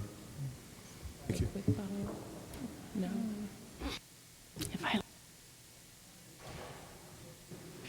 Thank you. Sorry, thanks. Thank you, Dr. Van Lins. Ms. Robinson? Thank you again for the presentation. One question I had was I didn't hear much about the push method, and I just was wondering if you evaluated that in that plan methodology. Mrs. Robinson's question was terse and to the point. Could the answer be just that? Yes. A little bit more than that. Oh, okay, yes. Well, it was one of the options, and we carried through with evaluating of the options against the criteria, and it might have performed well on some, but not others, and so it wasn't one of the highest performing options at all. Thank you. Ms. Tivana Ventura? Thank you. And again, I just want to echo everybody's, thank you to the administration and especially the committee, because I know there was a tremendous amount of work put into this. it's a very complicated issue, and, you know, as you can see, is one issue, you solve one issue and another problem pops up. So there's no perfect solution. We're just trying to find how to maximize our efficiency and minimize our problems. And to that end, I have a question about the two-tier decision-making. And in the presentation, you said that it would cost us 53 more buses to go to the two-tier, and that was because we moved the middle school at the same start time as the high school. And I'm wondering if it were possible, maybe two middle schools started at one time and another middle school, like two middle schools started at the same time as the elementary, and one middle school started at the same time as the high school. Would we save some buses? Was there any attempt to find efficiency, or was it just we used 53 buses for the middle school, so it's going to cost us 53 buses more? So how much into the weeds did they get when they made, in looking at the two-tier solution?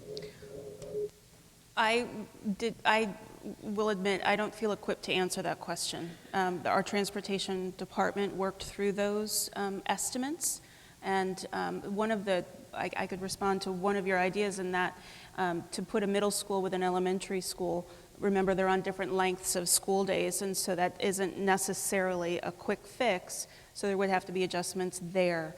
But so much of it has to also do with the geography of the district, and so as I said, I don't feel equipped to give you a complete answer, but that's certainly something that we can record and respond to at a later date. Yeah, I'd love some follow-up on that. Thanks. Ms. Ackman? Yes, thanks again for all you've done. I also have a middle school question, and maybe I missed it, but I didn't see a scenario where the middle school started first. Right. And what's the reason for that? Because I think there's a lot of, the current scenario presents some real challenges. Yes. So the whole point of this exercise was to look at starting middle school and high school at 8:30 or later. And so if we were to start middle school early, it wouldn't be practical to start them at 8:30, high school after 8:30, and then elementary school even later into the morning. But does the science show that the age of middle school kids, they can... Yes. Okay. With the onset of puberty. And for girls, it's about age 11. For boys, it's about age 13. So that's where you start to see the changes. Okay. Oh, and I will also say, early in my information collection process, you all, thank you very much, sent me to the national conference by startschoollater.org in Washington, D.C., and there was a panel of experts at the very end that took questions. And one of my questions, some of you in the room were at that conference, you can be my witness. I submitted the question, what if we had to stick with 3 tiers? What would be the recommended order of those 3 tiers? And their response was elementary, high school, middle school. The reasons that they gave were that you mitigate the after-school conflicts for the high school students if you start them in the middle and then put middle school at the end. Okay, I would love to see this explored more because middle school, right, I have a kid in each school right now, elementary, middle, and high school, and this would be just 15 minutes, it wouldn't be that much earlier for middle school, so I would love to explore that further as we move along. Thank you. Mr. Fetterman? Thank you. Again, that was a great presentation. Appreciate it. I just want to follow up on a little bit of what Dr. Gilbert said in the beginning. She mentioned the ISC study from 2014 and 15, and I just think there's some credit should go to the people who are involved in that and who relentlessly came to our meetings, and the citizen soldiers and the parents who put on community programs throughout the area, not just here, but in Radnor, in the whole area, the Central League area. I think kudos should go to them, and I think without them and keeping our feet to the fire, so to speak, it was really, really a job well done.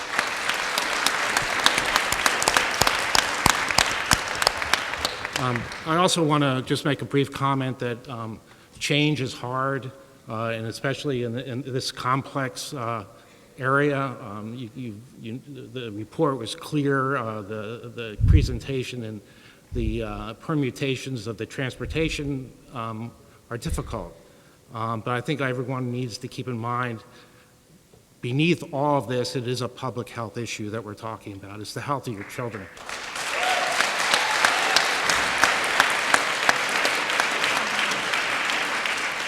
And so one of the questions I had, and I know from just my own personal keeping up with the topic, I know that maybe you could comment on what's happening, not just in the state of Pennsylvania and New Jersey, but throughout the country at this. And my sense about it is that this is coming one way or the other, and we ought to be in front of it rather than behind it. But thank you.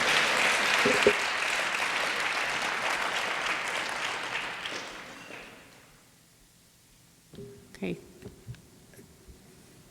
All right, thank you for all of your comments and questions at this time. So what I would like to do is move to audience recognition. And so the way we're going to do this is that we're going to start with our students. And so in a moment, Ms. LaPera will call up maybe, 5 at a time or something like that. People can just wait near the podium. But I just want to remind everybody that this is being recorded, and that all of the recording, anything anybody says is going to be on the recording. So I just want people to be mindful when they're talking about their kids or they're talking about themselves, that you want, if you want this information to be public, that is certainly your right. But you also may want to think about talking in more generalities sometimes about your concerns, if that's a concern of you. I just want to make sure everybody recognizes that you're being recorded. So, yes, and we're not going to answer questions this evening. We're going to collect the questions, and we're going to collect the response and the feedback as well as the questions, work on some FAQs and our ability to sort of answer some of these questions in the next round of discussions as well. So Ms. LaPera, do you want to call up people? And when you come up, if you're a student, you can just say your name and what school you go to. If you're another member of the community, please say your name, generally where you live, and yeah, thank you. Okay, we have 8 students, so the ones that signed up, if you want to just come on over. First is Graham, then Ethan, Gabe, Lucas, and Adam. And then it's Sam, Noah, and Sam. Sam. I'm sorry, are we giving the students 3 minutes, or are we giving the students 2? May I ask? I'd like to go with 2, because I think there are a lot of people here to speak. You have 2 minutes. Okay, thank you. Hello and good evening. My name is Graham Branscombe, and I'm proud to be representing Harridan High School student body as the president of our student council. In accordance with our student council's an emphasis this year on increasing students' rights by acting as the liaison between our student body and the school and district administrations, we decided to conduct our own survey by students, for students, and to students about what their thoughts are in the school start time question. We believe that this survey is best because it collects the most honest answers from students, because it was made by us and we have the most intimate relationship with the student voices. So I want to get into some numbers from the survey. And about 67% of students agreed that the start times should be pushed back from 30 minutes to an hour later, whereas about 50% said they wanted it to stay at 7:30 a.m. Additionally, about 70% of students reported feeling tired and drowsy during school, and 53% said that this negatively impacts their academic performance. Also, about 40% of students believe that the starting start times later will improve both their mental health and even their eating habits. So we see that there's a general consensus towards moving back start times within our school. And I wanted to pull a few quotes from the survey. One student said, quote, "I get very little sleep, sometimes as little as 4 hours, and I can definitely say that this affects my academics negatively," end quote. On an opposing note, another student said, quote, "Moving school start times alone cannot fix the issue. The district needs to reevaluate their homework policy in order to ensure that students are not staying up late doing homework," end quote. And we also received some feedback from student athletes, and they generally still supported moving back the start times. So I hope that this survey goes forward and is considered in the district's process of considering school start times. Thank you.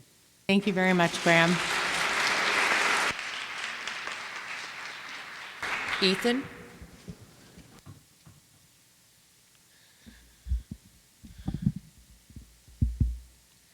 Hi, my name is Ethan Siegel. I go to Balakinwood Middle School and I'm in 7th grade.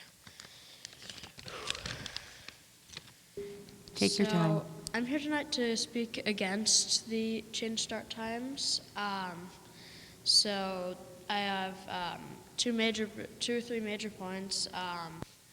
To start, middle and high school students, I'm speaking with a general knowledge of 7th and 8th grade, usually have a routine.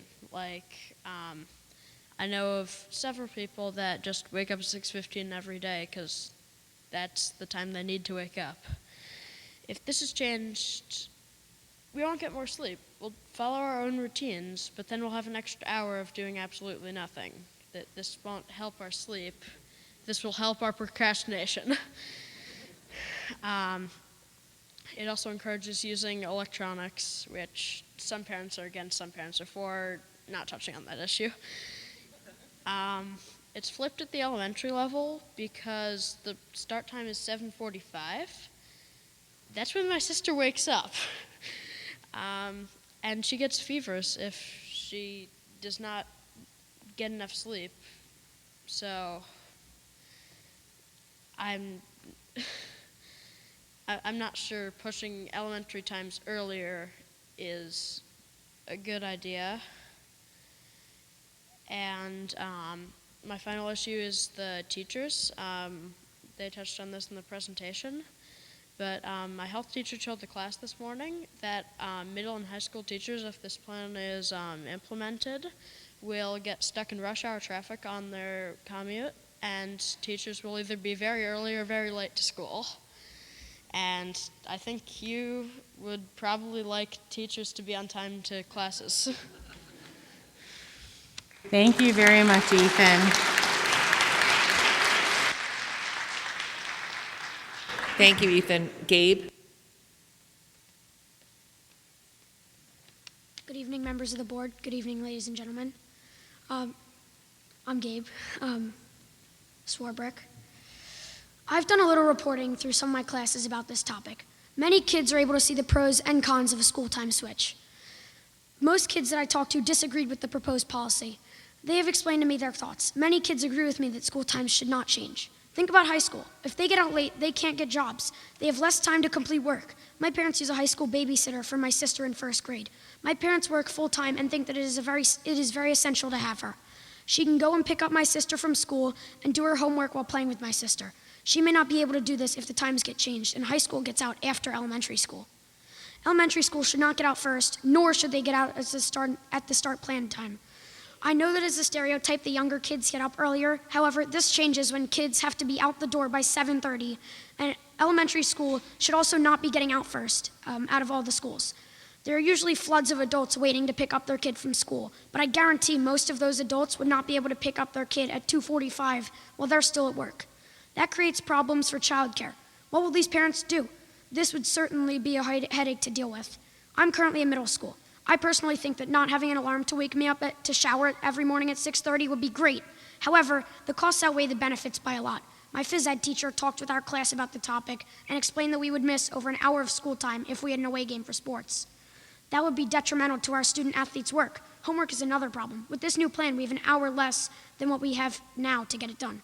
I understand the argument of others. Teenagers need more sleep, young kids already get up earlier, and anything else you may believe. However, I think about the consequences. If you say that young kids get up earlier, tell that to my sister. Sometimes I don't even see her in the morning because she wakes up so late. I don't think that she would enjoy getting up so early to go to school.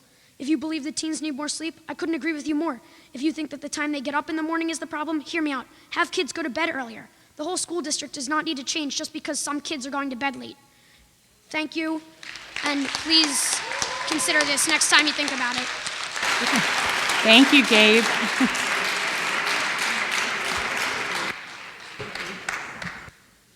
Hello, I'm Adam Fox. I'm currently a 9th grader at Lower Marion High School. So I am completely in favor of the changing of the school start times. I have been in elementary, middle, and high school, and I can tell you from experience that I have been perfectly fine waking up in elementary school at 7 in the morning. There is no problem with that. But however, the problem is waking up for high school at 6 o'clock in the morning is a huge problem. I am very tired. And middle school also should be later, which they are changing. High school will be later, and elementary school will be earlier, will still remain early, which is the way that it needs to be.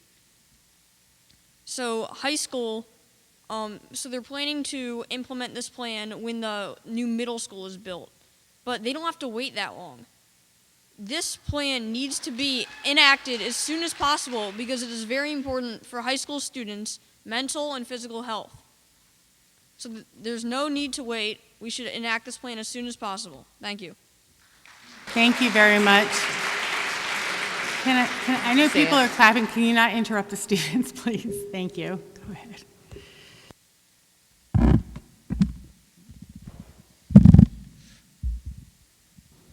Hello, my name's Sam Catania. I'm a senior student at Harriton High School, the student council vice president there.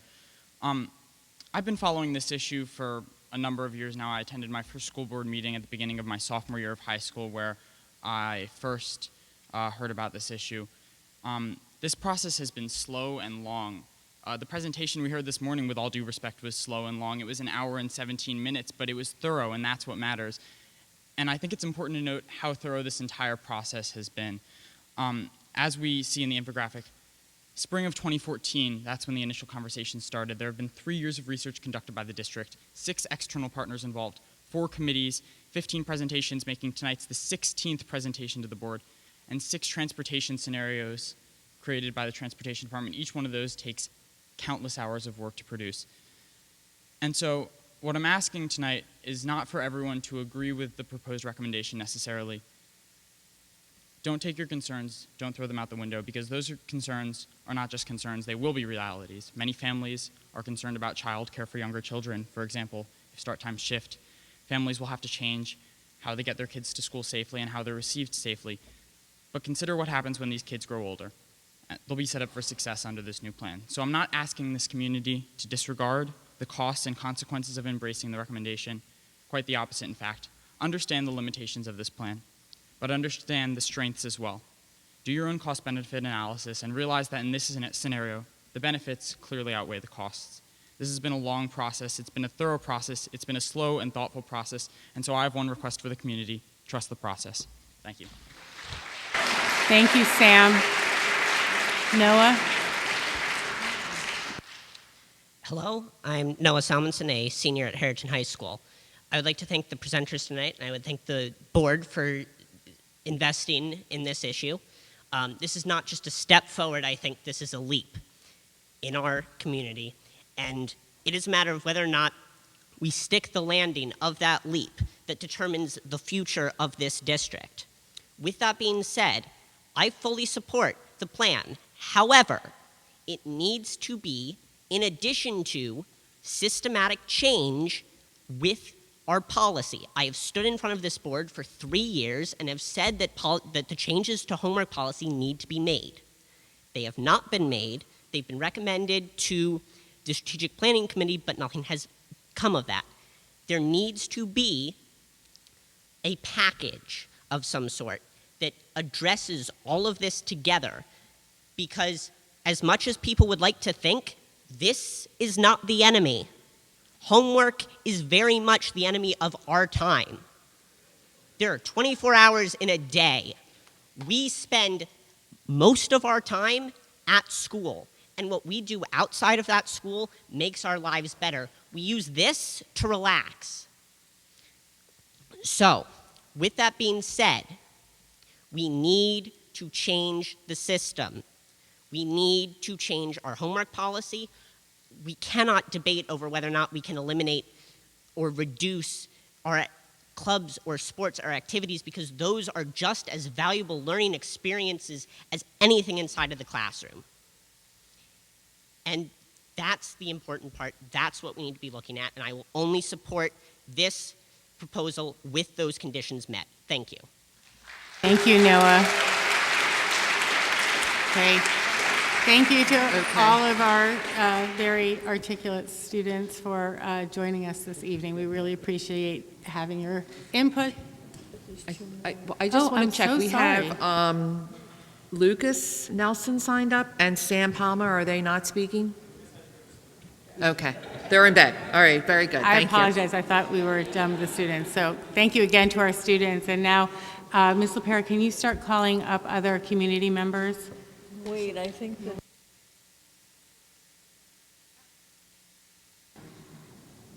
Okay, we've got one more student. That's okay. Just say your name and welcome. Hi, I'm Sam Palmer. I'm a freshman at Harridan High School. Since I started high school, I've lost an average of 1 hour of sleep per night due to the earlier start time. I find myself receiving 7.5 hours of sleep nightly on average.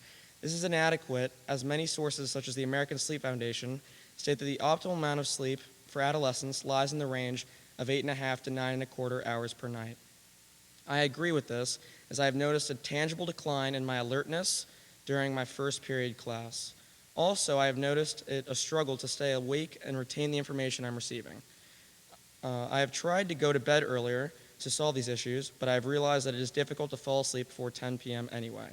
These are classic symptoms of sleep deprivation, and they are having adverse effects on the student body's emotional and physical health.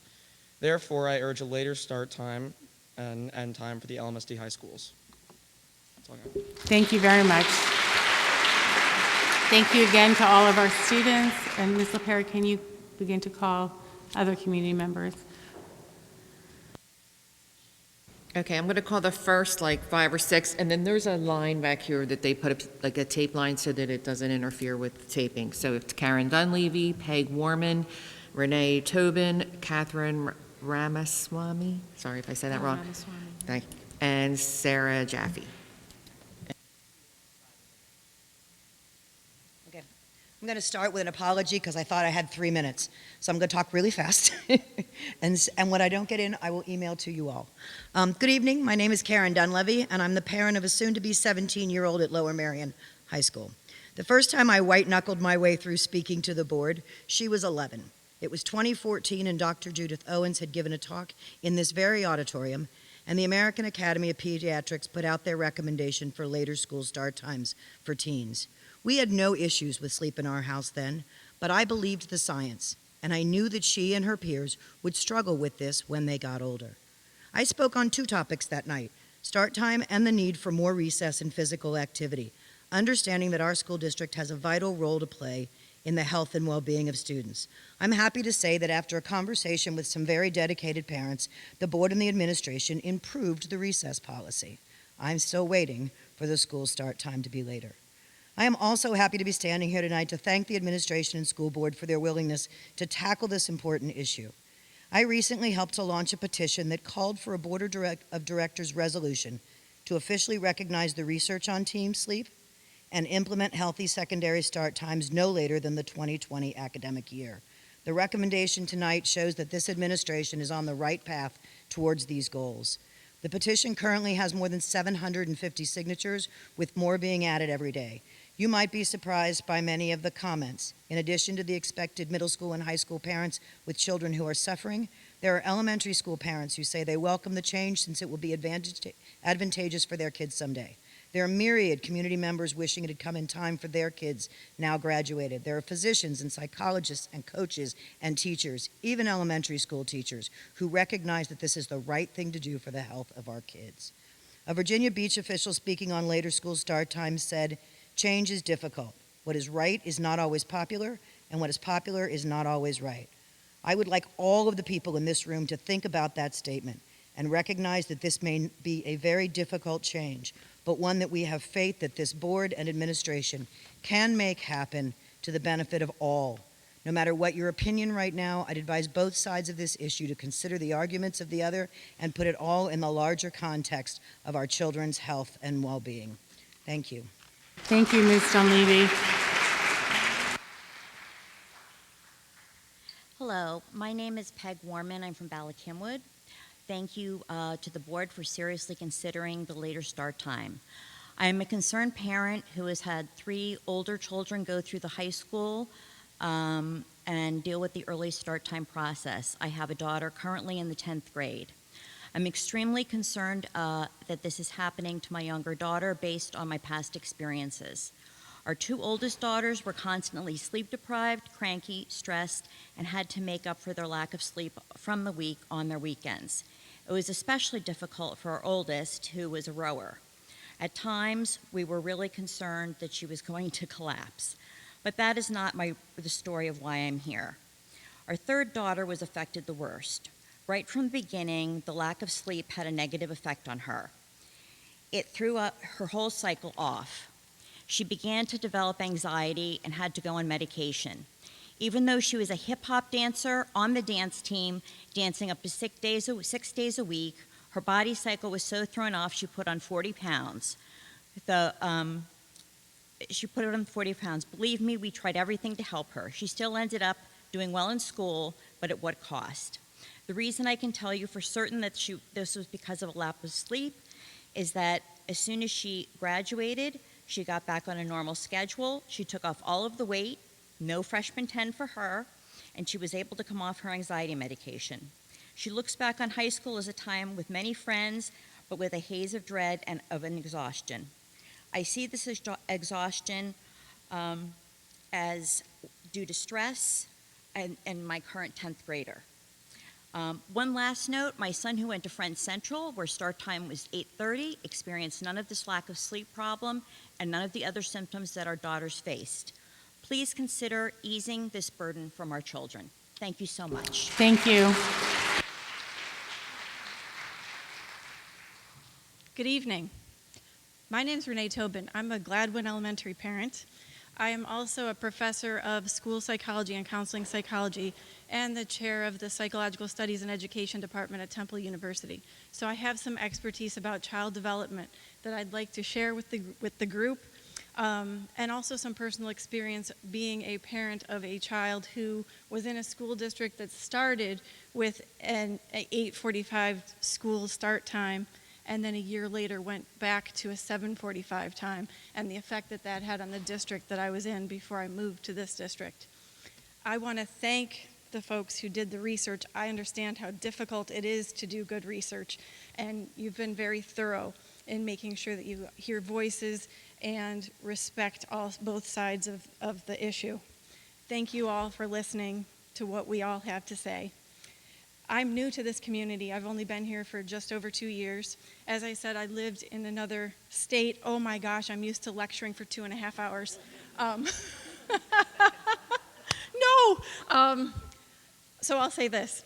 The research are pretty clear about how this benefits kids' development.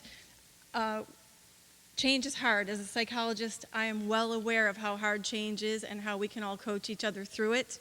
We can get through this together. It is the right thing for our children. Thank you very much for your comments. Next, please. I'm Kathy Ramaswamy. I'm a parent of a Harriton senior. I'm not here because of a personal issue. I'm here because I see the science. I think this is something we definitely need to do in this school district. But I see some comments going around the school district. We heard 2 from students tonight who said teachers at their school were trying to convince them sports would be affected. I heard it from another Ballackinwood Middle School student that they were told they would not have a science club if this went through. So I'm not sure what's going on at Ballackinwood Middle School, but I think we need better communication with our parents. I took a look at this sheet that you have here. I think it can be a lot less one-sided than it currently is. Currently, it does not even mention which organizations support starting school later: the American Psychiatric Association, the American Association of Pediatrics. You took the time to mention that crew, squash, and golf might be inconvenienced. You did not take the time to mention that car accidents are known to be reduced with starting school later.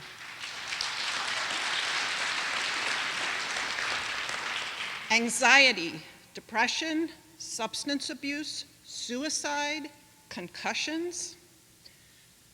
There's evidence of increased academic achievement. There are a couple of papers that are causal evidence on this. I know that there was some debate over this at a meeting a couple of years ago. People have complained, well, if you make them start later, they're going to go to bed later anyway because they have to study. I've seen numbers as high as 30% reduction in study time for students who get enough sleep. So that argument goes away. I'm not sure I understand the transportation argument either. There are tons of studies out there that if you add a lane on a highway to improve traffic, nothing happens. Traffic stays the same because more people think they can drive. It's not an equilibrium argument. Thank you very much for your comments. Next. Before you start, I'm just gonna call up the next group of people after Sarah. So we have Randy Berry, Rick Magda, Mr. Barner, I think, I can't say, Andrea Fox, and then Renee M. Can those folks please just start lining up just so that we can keep everybody moving?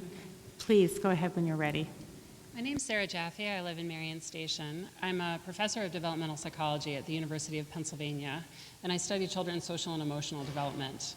I strongly support the recommendation to delay school start times for high school and middle school students. The science clearly shows that when high school students start school later, they get more sleep, they are less depressed and irritable, their school attendance improves, they drive more safely, and their grades can improve. The recommendations have the consequence in this district of making elementary school start times earlier, much earlier than they are currently. And so some elementary school parents are understandably concerned that now their students won't be getting enough sleep. About 4 years ago, the National Sleep Foundation published recommendations from a panel of experts stating that elementary school kids need 9 to 11 hours of sleep per night. And so that means that if your elementary school kid is going to bed at 8:30, then your kid will be getting adequate sleep for his or her needs, even if they have to wake up at 6:30 to catch a bus at 7 in order to get to school. Most kids who are elementary school age are getting to bed around that time. 50% of kindergarten age kids in the US get to bed at 8:30 or earlier. And the vast majority of elementary school kids who are getting to school a little later are getting to school by 9:30. So I don't think we need to worry that our elementary school kids won't be getting enough sleep, won't be getting to bed in time to have their sleep needs met. Adopting these recommendations is clearly going to cause families to make huge adjustments, but the science unquestionably shows that it will benefit high school age kids and it will do no harm to elementary school age kids. Thank you. Thank you for your comments. Next.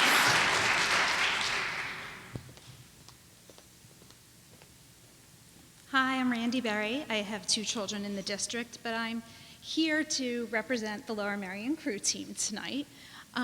We fully understand the need for sleep, and many of our kids are the ones that are up till very early hours of the morning. As a question that I know cannot be answered tonight, but something to think about, we'd like to know how we can work with whatever plan is put in place to guarantee that our crew team, which is the longest running crew team in the United States, continues to be able to do what we do. We have 60% of our seniors typically going on to row at the collegiate level. We just came back from medaling at nationals in the spring. We sent a team to the Henley. It's a wonderful program. Most of our athletes just started in high school. They go very far with it. We'd like we would like to be able to work with people on how we could accommodate our students' schedules. I understand there is a certain schedule to the high school now, but is there a possible way that PE can be given at the end of the day on a more consistent basis so that our students can leave at the time that they need to leave? If the plan is changed at the current end time, we cannot get our 90 athletes on the water in the spring. It will become dark and it will not be safe. So having them leave early would be the option, but not missing their academic classes would be also very important. So we'd like to put in there that this is something that we'd like to work on and see how we could tweak our athletes' schedules. Excuse me. Thank you very much for your comments. I just want to thank, Rick Magder. We live in Belmont Hills, and I have 2 kids at Harriton. I just want to thank you so much for taking this issue on. I know it's really, really complicated, but I think our family's been exhausted for well over a decade, and I want to point out that this isn't just a teen issue. This is a family issue. We're up helping the kids. We're up in the morning. There's tons of homework in the district, obviously, and there's evening activities. Homework doesn't start till 9, and it just affects every aspect of our life. It affects weekends. It affects vacations. It affects our ability to be a good parent. So thank you for doing something. An hour will really help. Thank you very much. Thank you for your comments. Good evening. My name is Matthias Bassner. I live in Belmont Hills, father of a high school and middle school student, and also associate professor of sleep and chronobiology in psychiatry at the University of Pennsylvania, studying actually the effects of sleep deprivation on behavior and performance. I just have 3 brief comments. The first is I also want to applaud this school district for looking so thoroughly into the matter, and actually looking forward to seeing a change implemented next September. The second comment would be that from a pure sleep research perspective, taking all the logistic issues aside, the reasonable sequence would be elementary school, middle school, high school, because the circadian rhythms are shifting the older the pupils get. So, making it elementary, high, middle doesn't make sense from a physiological perspective. The other comment in the same area is that shifting elementary to 7:45 a.m. might be a little early, in the sense that elementary school students do need 9 to 12 hours sleep time, and especially the younger students may actually have problems getting that if you shift the start time that early. And the third comment, I just want to mirror what was said earlier. The homework load of the high school students is really incredible. I feel I only see my son on the weekends. He's leaving the house before me. He's doing sports. He's then vanishing in his room doing homework, and I really don't see him the whole day. We shouldn't forget that these are still children, and we shouldn't destroy their childhood by giving them such a high homework burden. And I've actually published on how waking activities are competing with sleep for time, and these homework activities are definitely competing with sleep for time in the high school students. Thank you. Thank you, Dr. Bassner. Hi, I'm Andrea Fox from Bala-Cynwyd. I'm the parent of 2 high school students, so I have seen firsthand the change in their sleep patterns over the past few years. It really is remarkable, it's dramatic, and I am concerned about the amount of sleep my kids get. I applaud the board for all the work that you've done, for the committee, for those people who worked on this tirelessly over the years to bring this forward. I think if we all agree that the research is there, and I think almost everyone agrees with the research, that this is the right thing to do, there's no reason to wait.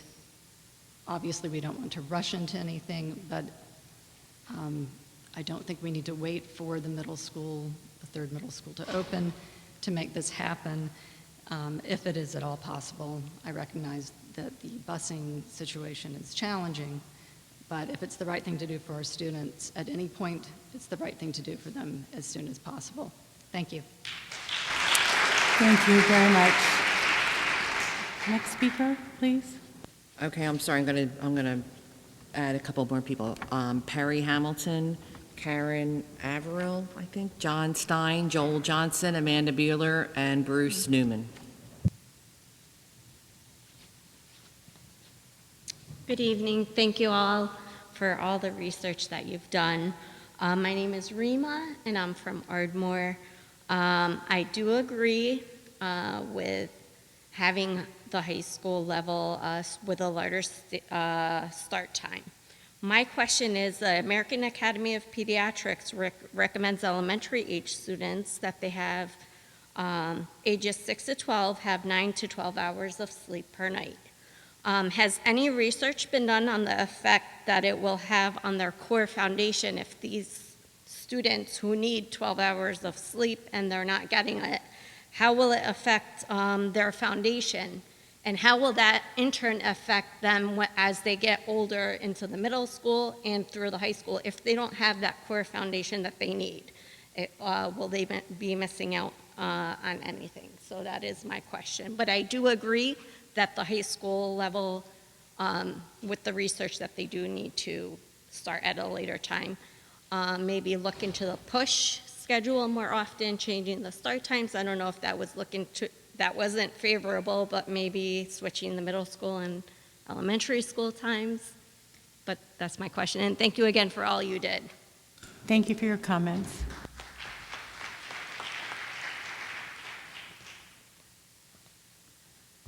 My name is Perry Hamilton, Wynwood, Pennsylvania. This is my first introduction to this issue, so I certainly don't have any hardened positions on it, but two concerns did strike me.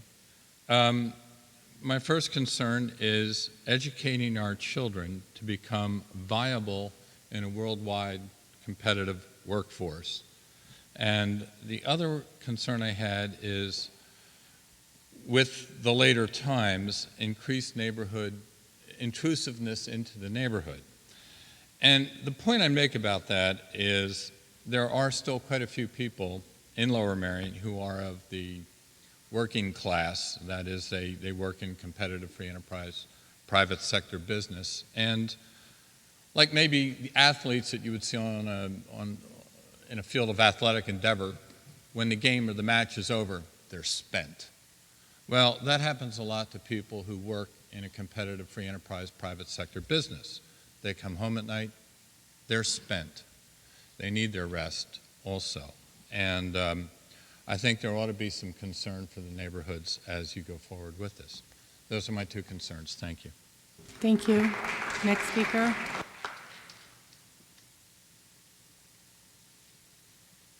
Good evening.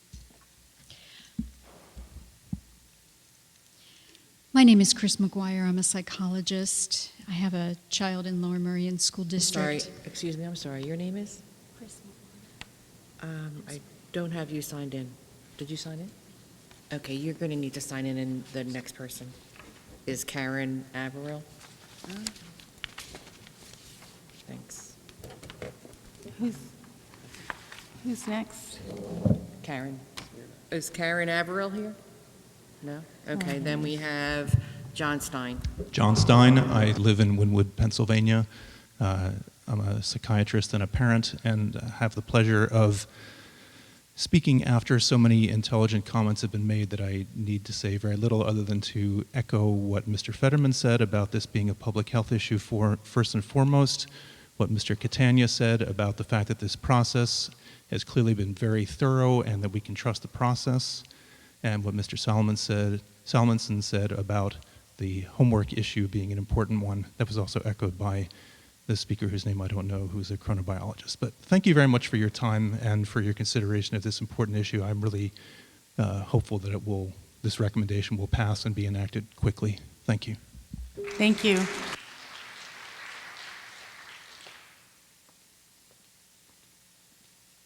Good evening. My name is Joel Johnson. I live in Ardmore. I have a son at Harriton and a son at Welsh Valley. Again, I applaud all of the effort that's been done by the advisory committee and the board and the consultants. Really amazing amount of work has gone in over multiple years. So again, congratulations on all of the work that's been done to date. I would just like to caution around a couple of points. Number one, we heard it's not budget neutral, at least for the first few years. And with the reality of Act 1 constraints, there would likely have to be some budget cuts in other areas. So I think as a community, we need to recognize that that's a hard reality to potentially digest. Additionally, as we've seen, the recommendation does not fully achieve the recommended signs of 8:30 for the majority of the adolescents within the school district. So as a practical matter, this is sort of marginally beneficial for some students within some grades within the district. So there's certainly benefits, and I appreciate the passion that the folks who've advocated so hard around this issue have. So now I would hope that as a community we could focus on the other things that need to happen to make this fully effective, such as lighting fields, lighting athletic fields, middle school, high school, township level. Now, if we're passionate about this, we need to get behind the school board and support with the township that action. That's probably, I moved to this district for almost 25 years ago. That's going to be a heavy lift for this community. But if we want to do this, we need to direct our passions there. Lighting, both middle school fields, all 3 middle school fields, 2 high school fields, township fields to support middle school athletics. So that's an important component in all of this. And thinking about transportation impacts, again, we're going to have dozens of buses and hundreds of private vehicles approaching elementary schools at a much earlier hour. So those are all things we need to think about as a community. Thank you. Thank you very much.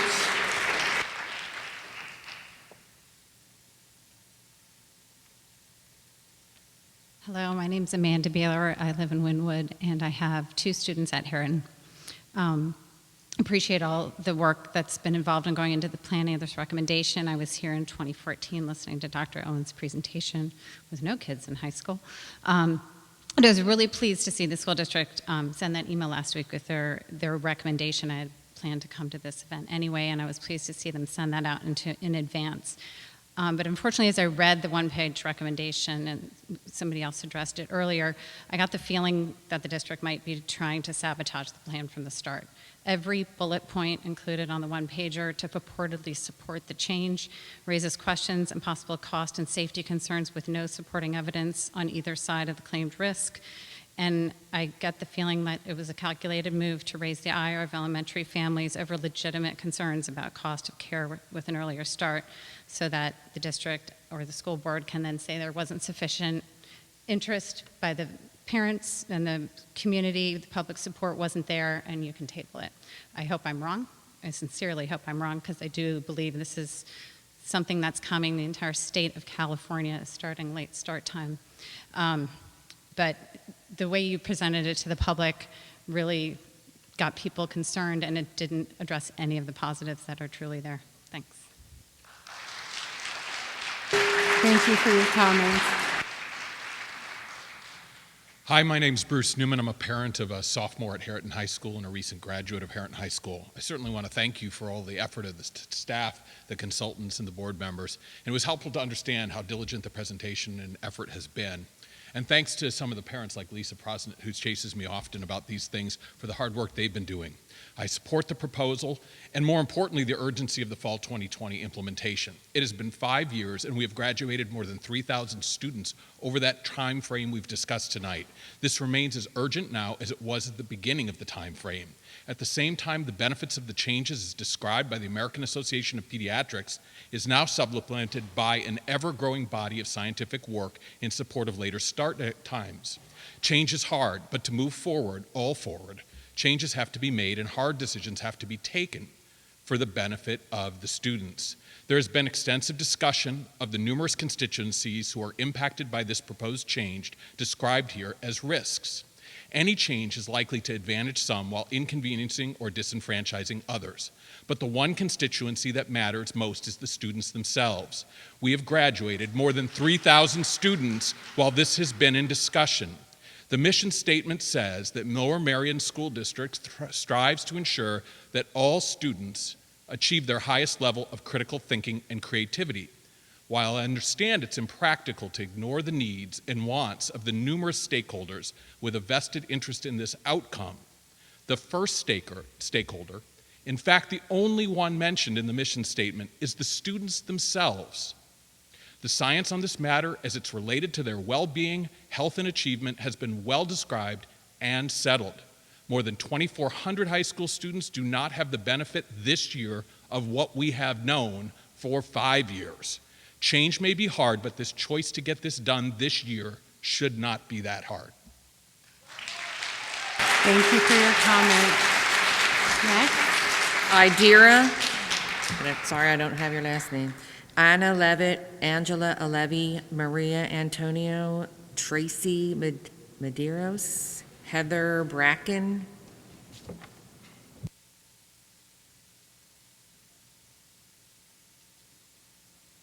Who's the first person to go? Let's go ahead. Hi, I'm Indira Gurubhagavathula. I'm an associate professor of sleep medicine at the University of Pennsylvania's Division of Sleep Medicine, where I work as a sleep doctor, researcher, and educator. I'm also chair of the Public Safety Committee of the American Academy of Sleep Medicine. School start times is a key interest of the members of the Public Safety Committee. As members, we've helped draft language and driver's education manuals that we disseminated to various state governments. Most people are not aware of drowsy driving as a big risk factor for accidents in teenagers. They know about drunk driving and distractions and drug driving, but they don't know about drowsy driving. Driving accidents and suicide, in fact, are among the top 3 reasons why teenagers die, and both are increased with insufficient sleep. We have a public health epidemic on our hands, and this insufficient sleep among teens requires a systemic solution. So I congratulate the district for all the research you've done, and I support this change. I don't want to minimize the logistical challenges. I understand childcare, busing, financial, sports, jobs, school activities. These are not obstacles, these are challenges with solutions. Hundreds of other communities around the country have done this. We can too. Thank you very much. I hope I'm next. Hi, my name is Anna Levitt, and I am a proud graduate of Harriton High School. I have 6 kids, 4 of whom have already graduated, 2 are currently at Harriton High School.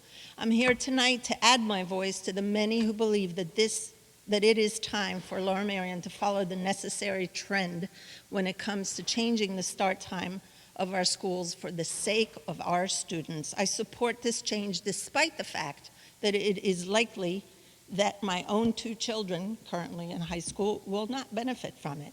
I understand that there are many challenges involved in making this change, but I do believe that following the recommendations of several smart people out there is important. I also think that being first is not important, but that following the example of other states and school districts is what seems to be an important trend. It does matter. Lastly, but certainly not least, in an era which sadly has brought a tremendous and concerning increase in the rise of anxiety, depression, and suicides in young people, I strongly believe that if changing the amount of sleep that our children and our students get can bring even the slightest improvement, it is worth all the challenges we will have to face. Thank you. Thank you very much.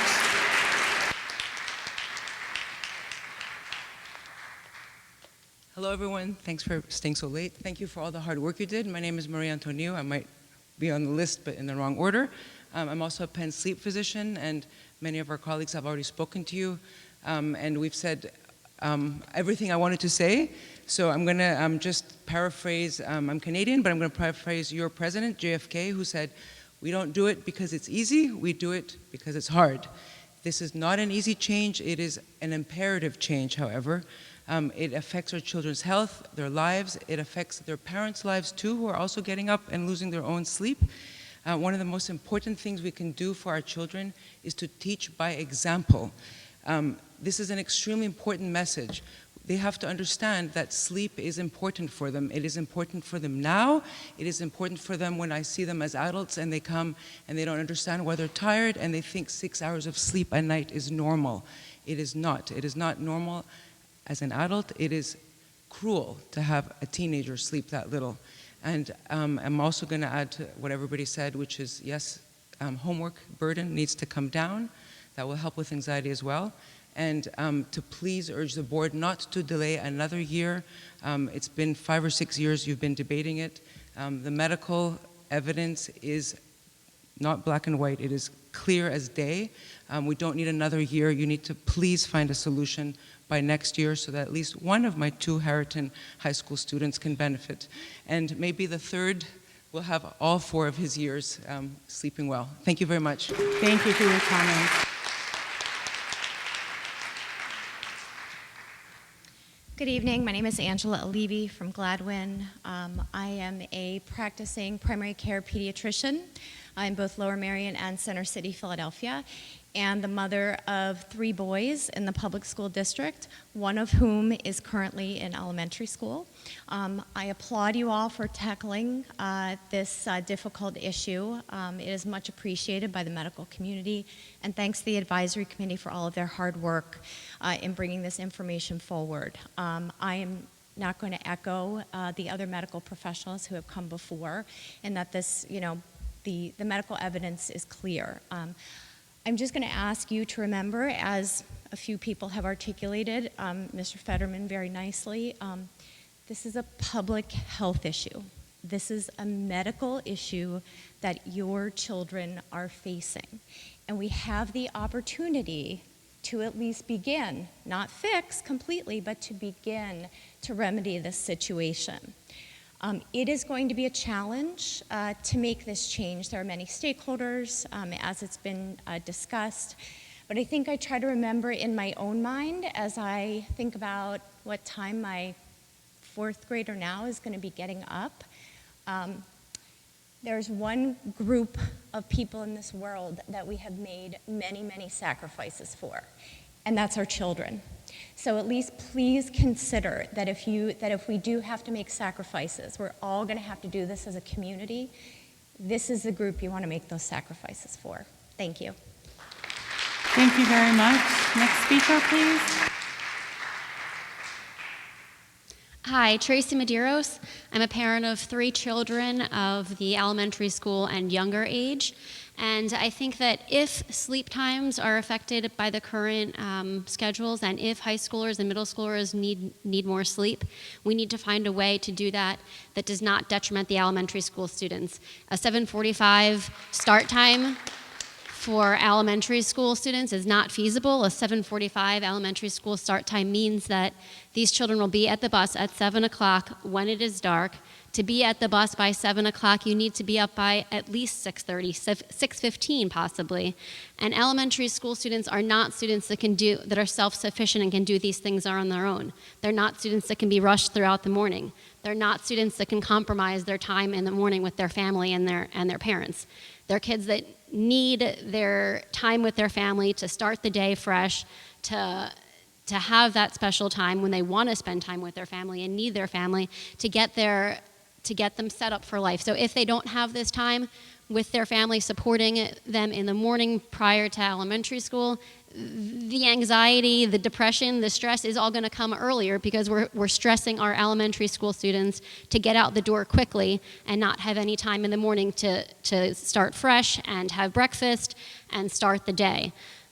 It's just not feasible to have them at school at 7:45, and if you need to do a later start time for high school, we need to find a way to do that without sacrificing our elementary school students. Thank you very much. And I have 2 questions that I'd like to end with, and they are, one, how are we quantifying all of the feedback that we're receiving in these public forums and in the surveys to understand what everyone's point of view is, and at the end of the day, who are the decision makers and how is this vote going to be held? Thank you. Thank you very much. Next speaker. Okay, after Heather, we have, I'm sorry, I can't really understand this handwriting, but I think the last name is Shimoor. Then Jonas Goldsmith. And then we have Kimberly Neff, Amy Noor, Dan Maher, Daphne. Can't read the last name. That's good. Next, you had already called us. Yeah.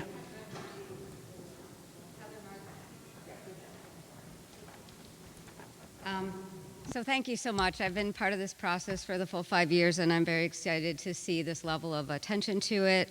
And I'm glad to be following the woman that just spoke, because when I was a parent of elementary school kids, I think I would have felt exactly the same way. And my kids loved to sleep in. They weren't the ones popping out of bed at 6 a.m. But I also recognize that part of that was simply our family habits, and that if we had been in a rhythm that got them to bed earlier, that they got their 8 to 10, 9, 11 hours of sleep, they would have been able to get up. My kids didn't need 12 hours, but they did need, a lot, yeah. And so I understand the concern, and I was concerned that I saw the 7:45 start time, that was going to jump and be a problem. So I do think that if there was a way to shift that even to 8 o'clock, I think would be more feasible. But now I have one kid who's graduated high school and another who's starting high school. And I looked in my daughter's eyes, my 9th grader, before I came here, and the exhaustion was unbearable. And the exhaustion that I watched my other daughter go through for 4 years was unbearable, ending in mono, which a lot of high school kids get. And we think, oh yeah, high school kids get mono, but why? Because they're not sleeping, because they're exhausted, because the demands of homework, of the academic pressures in this district, of the requirements they feel to get into a college, which is exponentially higher than any of us experienced, is incredible. And so we have to find a way to work together for this and not only look at our own current concerns, but your kids are going to be in high school one day too, and you're going to look in their eyes and you're going to wonder what you can do, and there's not going to be anything if they can't sleep. There's nothing you can do about that. So I really urge this change to happen, and I hope that it happens before my next one graduates. Thank you. Thank you very much.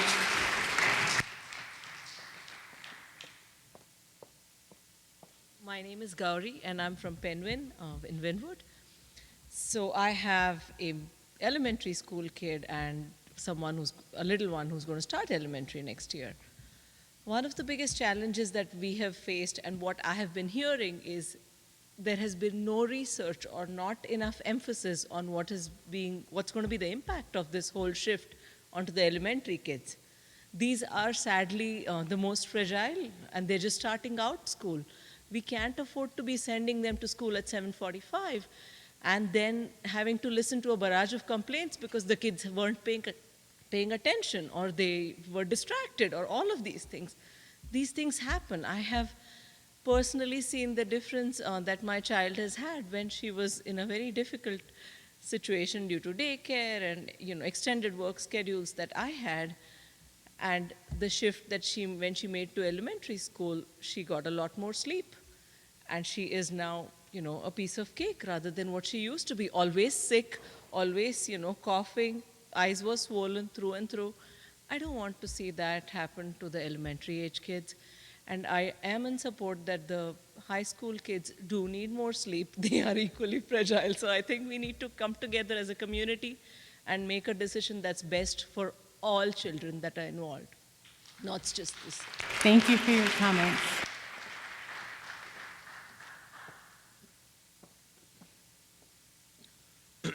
Jonas Goldsmith, Narberth. So we saw that the current schedule scored better than the reordered schedule, but the modified reordered schedule scored better than the current schedule, which says that that little modification maybe moved things a little bit, but they must all be pretty darn close to one another if that slight change can switch the order of things. All the research that all of these folks have been mentioning about changing start times doesn't put more hours in the day. The reason, or one of the main reasons, our high school students are so exhausted is because they're up late doing work. And if school ends an hour later and sports end an hour later, they will start their homework instead of at 9 o'clock like the one gentleman said, they will start at 10 o'clock. And they may get to sleep in an hour more, but they will be up an hour later doing their homework. The real problem is the homework, not the school start times. On the other end of things, elementary dismissal at 2:35 means kids will be home before 3, and first graders, unlike middle schools or high schoolers, need supervision at home. It takes non-trivial economic resources. You either have to not need to work, you have to be able to leave work early, or you have to be able to pay someone to watch your kids in order to supervise them at home. And this change would disproportionately impact families of lower socioeconomic status in our district. 20% of high school students report caring for younger siblings after school. That equals at least 500 families in our district, and that would be something that they couldn't do if elementary school dismissed before high school. Now, dismissing this as shifting childcare needs, as it says on the infographic, really is a little bit offensive. And Dr. Gilbert, since economic and educational disparities are your area of work, I would hope that this really troubles you. Thank you. Thank you for your comments and your research.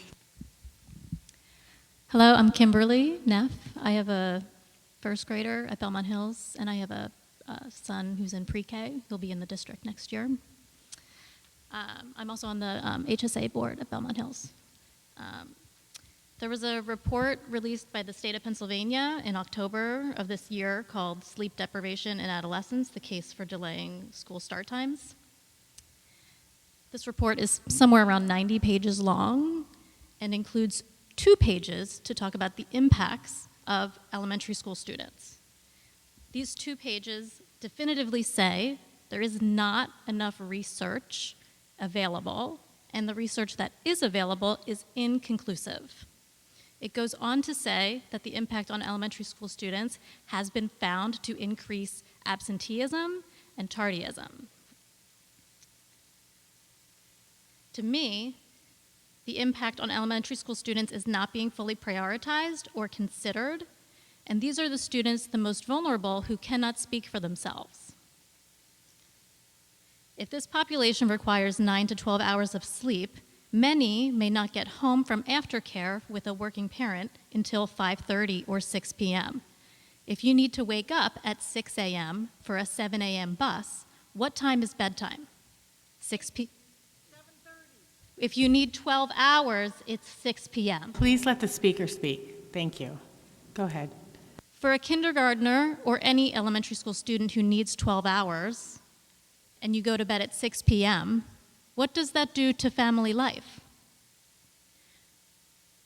Why is it unsafe for a high school student to wait in the dark for the bus, but for an elementary school student, it is safe? I will also say that I'm not convinced that the alternatives that left elementary school start time alone were not adequately explored or prioritized. Thank you. Thank you for your comments. Hi, everyone. My name's Amy Knorr. I'm the parent of 3 Harrington graduates.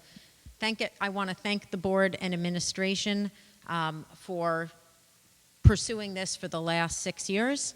I was part of the ISC when Judith Owens came in 2014, but that was not the first time that came before the board. In 1999, when my twins were in kindergarten, there was a group of parents that came before the school board, brought Penn sleep experts to talk about later start times, because 3 years earlier, Edina, Minnesota had changed their start times. So we've been at this for a very long time. In the meantime, my kids have all graduated, and what's changed, I think, since 1999 are there are just more and more and more studies, and the science, as many have said, is crystal clear. So I just want to remember, I want us all to remember what we're focusing on, and that's that the start times are a public health crisis for our teenagers. As the woman before me just said, there the Pennsylvania state report that she referenced that came out last week, there are insufficient studies on elementary school students. However, Dr. Judith Owens, who's been referenced many times, referred to them on an NPR program earlier this week as the LARCs, and they're the ones who should be starting school first when we're in a 3-tier system. I think, thinking about the change that must be made, I think is simple. We have to start our teens later. Doing otherwise is a serious detriment to their physical and mental health and safety. I know it's going to be hard getting there, but we have been working on this for a lot of years. We've had dozens of meetings. We're going to be having many more meetings, and I just think the more people that everyone in this room, please come to the meetings, please get your friends and neighbors to come to the meetings, because we collectively want to hear everything so that we can make the best decision for the community. The last page of the Pennsylvania report says, "Don't let perfect be the enemy of the good." So I want us to keep that in mind as we move forward. Thank you. Thank you very much, Amy. Dan Mayer? I'm sorry. No. Okay, can we just call the next few speakers? Who are we?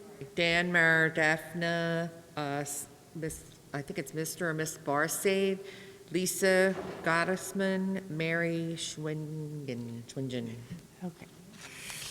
Okay, so if you think you might have heard your name called, please come up. Sorry. If you've signed in and you haven't heard your name, please start coming up, so go ahead. Hi, I'm Dan Mercer. One of the things that has been noticeably absent from all of these reports that I've read is how effective will delayed sleep times be. We hear science, science, science, science, but we don't hear what is the real life experiences of other schools that have shifted start times. I read the Pennsylvania state report that came out last week. There was one New York State school in which a year later, the students were getting the same amount of sleep. They had returned to baseline. Two other schools showed half-hour extra sleep after 6 months, but we don't know what the trend line was. Were they getting an hour in September, 45 minutes in December, 30 minutes in April, presumably going down to 0? So I would like to see a lot more. We've been talking all night about science, but we do not have any evidence showing that this policy works in other school districts so that there will be real beneficial outcomes, okay? Thank you. Thank you. Next speaker, please.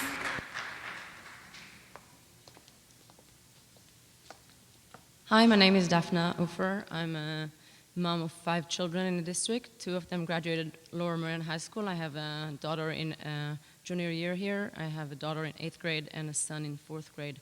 So I'm covering basically all school levels. I've been sleep deprived for many years.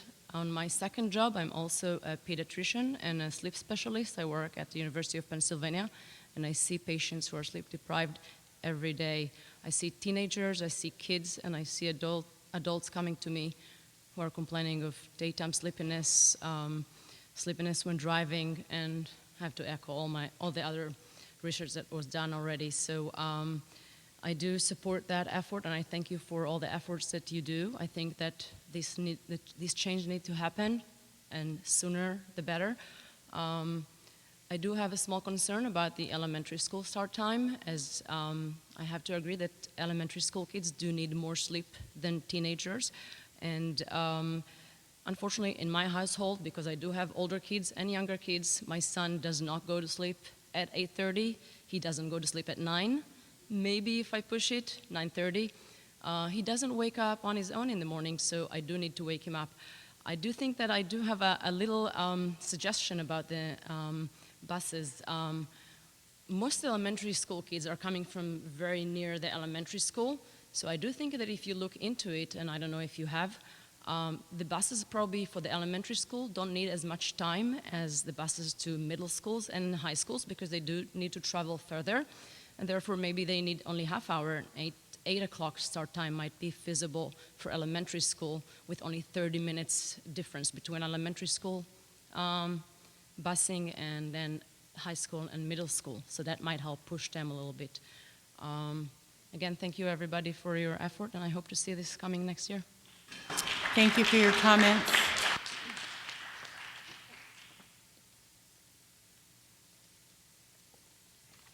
My name is Mary Schwingen. I live in Ardmore. I have a daughter at Welsh Valley and a recent graduate. And I would like to talk about busing. The first time I encountered Lower Merion School challenges and busing was when you guys tried to build a parking lot for more busing. And I was really shocked and decided I never wanted to do what you do, because it's really hard to get more buses. And so I have a small suggestion. All over the world, high school students take public trains and buses to school. That won't work for all our kids, but many LM students could take the train or the 44 bus. To help solve the district busing problem, why not try a pilot program here at LM for students who want to help alleviate the problem by using public transportation? This is the main line. Think of the headlines. Take this national trend for later start times and do the country one better. If it's hard for us to make this work the way the outer ring suburban districts are doing it, that's because where we live is more civilized. Where we live, it's better. We have sidewalks. We have city buses. We're the main line. We have trains. Make this change bold. Tie healthy start times to getting the kids moving. The kids will do it here at LM. The times are changing. We can lead the change. Thank you. Thank you very much. Hi, my name is Sigal Barsaid from Wynwood. I've got 2 kids who graduated from Lower Merion High School 10 and 7 years ago, and I currently have a very, very tired 11th grader. Couple of things. One, the research is incontrovertible. We know it. It is absolutely set. But more important than that, I want to thank you. And actually, the reason I'm here is because I do think this is a public health issue for our students. This probably isn't going to help my daughter at this point, but it's so important.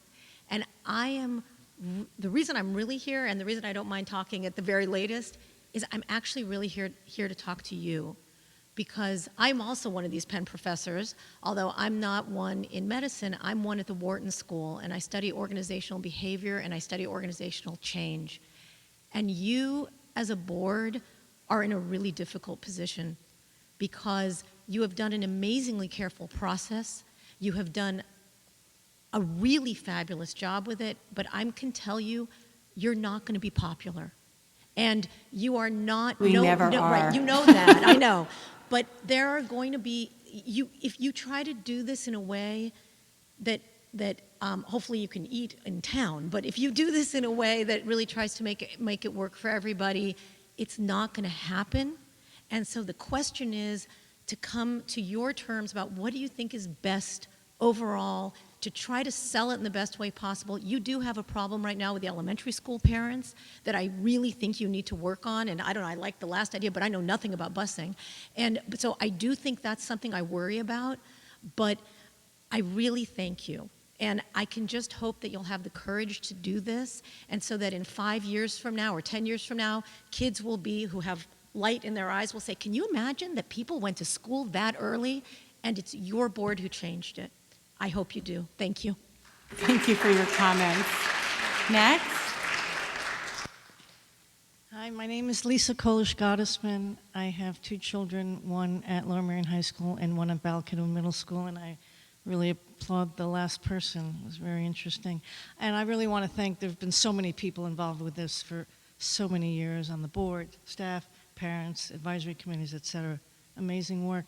I wanted to echo something that one of the many sleep specialists said, that what would make the most sense if you do the numbers is elementary school, middle school, high school, because 13 years old for boys is the last year of a 3-year school, and 11-year-old girls, I understand, but in high school they're there for 4 years. So it's 4 years for girls and 4 years for boys, which makes 8, versus 1 year for boys and 2 maybe years for girls, which makes 3. So you get twice as much benefit if you have the high schoolers go later. And the other thing that I haven't heard yet was about the working parent issues, is that I know of people who have elementary school kids who need to get to work by 8 or 9 o'clock. So they have to get a babysitter for 1 hour in the morning, which is a lot harder than getting a babysitter for an extra hour after school. So there are working parents who it would work better for to have the elementary schools go earlier. Thank you. Thank you for your comments. Okay, we have Ananda Kumar, Christine McGuire, and Ruth Jenkins.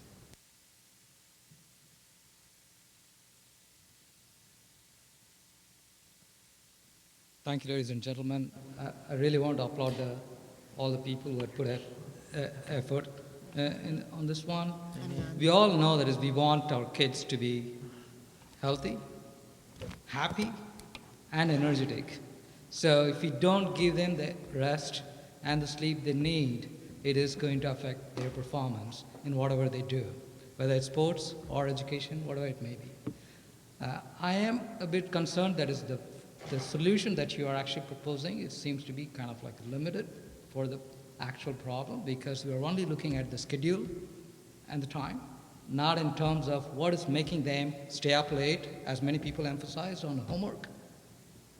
And also that is how we actually kind of like looking at schedule as a bus arrangement problem things. And I think one of the parents said about why don't we think about other alternative ways, using public transportation, working with the SEPTA or whatever the transportation is to maybe the middle and high school, they can take public transportation. And you had to focus only on the elementary school for your transportation, like that. So it's not like one thing would actually solve it. So keeping the problem in mind, that is we have to put everything into the fuller picture and try to attribute to like, how can we improve all of the attributes that need to be addressed? Thank you. Thank you.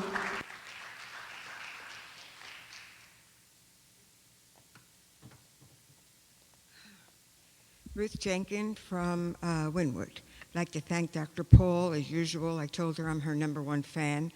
Her presentations are concise, easy to understand. I think we've had enough presentations. I think we need some action now. But the study that I have not seen is the attendance study, how this affects the students in the morning who oversleep.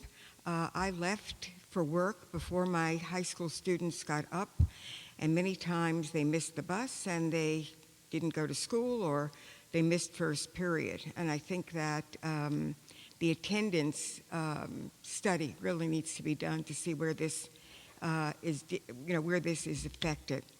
I had the benefit of going to a New York City high school with 5,000 students, 826 in my graduating class, and we went to school from 12 to 4.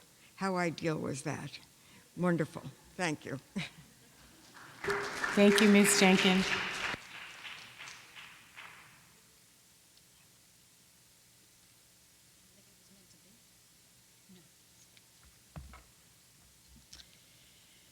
My name is Chris McGuire. I'm a psychologist, and I'm a Lower Merion parent from Gladwin. I think everything has been covered this evening regarding the science. I think there's very little debate there. I appreciate hearing what everyone said, coming from many different disciplines. I think the board has heard everything that they need to hear from that angle. At this point, when we look around in the area, Phoenixville, Radnor, Tredyffrin, Easttown have all made the change. Unionville, Chadsford apparently did it in 2017. I think we're a little behind. I'd like to see us catch up. I think the community will support us. I'm a member of the Civic Association, and I know that they support our kids and our students and our school board. I think you'll have more cooperation than you realize. It's time for us to move forward. I support addressing the problem by purchasing more buses. I do believe we have the capital to buy the buses, and I hope that we shop very carefully. I hope we drive a hard bargain. I don't want to see us spend more than is necessary. Sometimes I have heard, I think it was last spring, that we needed 40 buses. Today I believe the number was 53. I think that question can be answered by professionals who do this kind of thing. Today I was reading that there's an algorithm put out by the Massachusetts Institute of Technology that helps school districts across the country streamline and maximize their bus routes. Specifically, the Boston public school system had tremendous success with MIT's algorithm, and they were able to reduce the number of buses that they needed. The doctors and the scientists have spoken, and I think that we know what we need to do. It's just a matter of implementation. I'm disappointed that we're not voting tonight. I don't know how many of you will be left after the election to do the voting. I hope we don't have to continue having these meetings. I hope we can move forward. Thank you very much for your comments.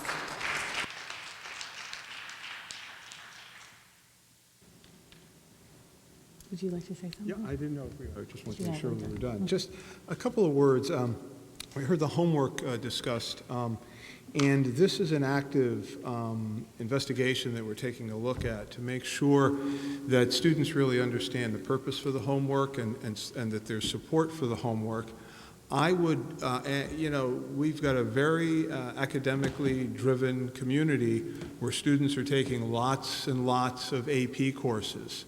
And I've struggled with that from time to time to say, geez, should we create a policy that reduces the number of AP courses kids take? But then you're taking the the issue out of the hands of parents and families, I would ask that the homework issue is something that we can do what we can do on our end, but I would ask families to help us on their end, both with the kinds of courses that students are taking and support for them to do that also. In terms of the infographic, I guess we tried to strike a balance, dealing with the things that people had heard were risks and things that people heard that were benefits.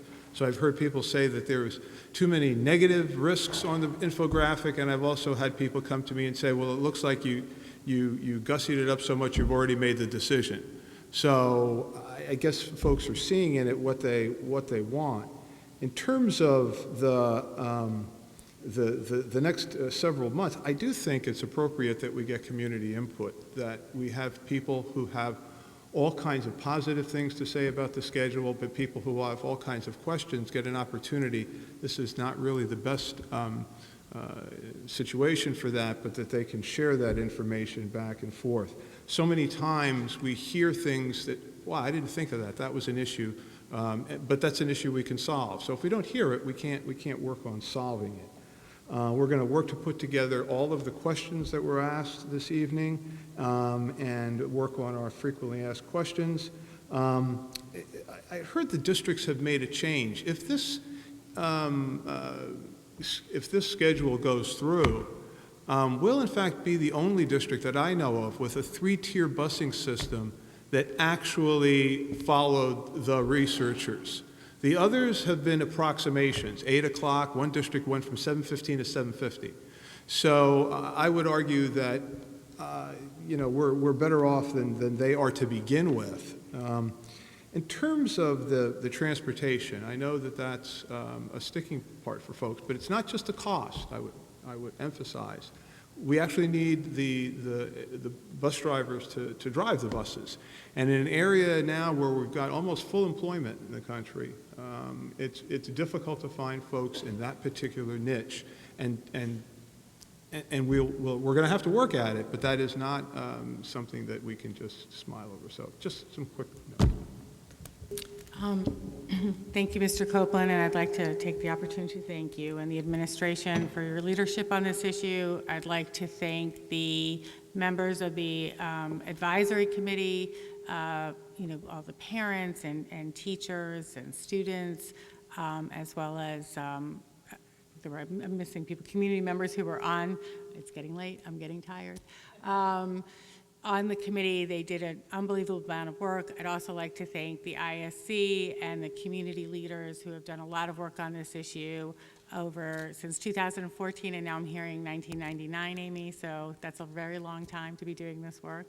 And I really want to thank all of you for coming and listening and really sort of taking in all of this information, giving us feedback, and hopefully participating over the next few months as we move towards making a decision on this extremely important issue. So I think this is a really, really important issue for our students, for our children, for our families, and for our community. So again, we appreciate it. And with that, we are adjourned. Thank you.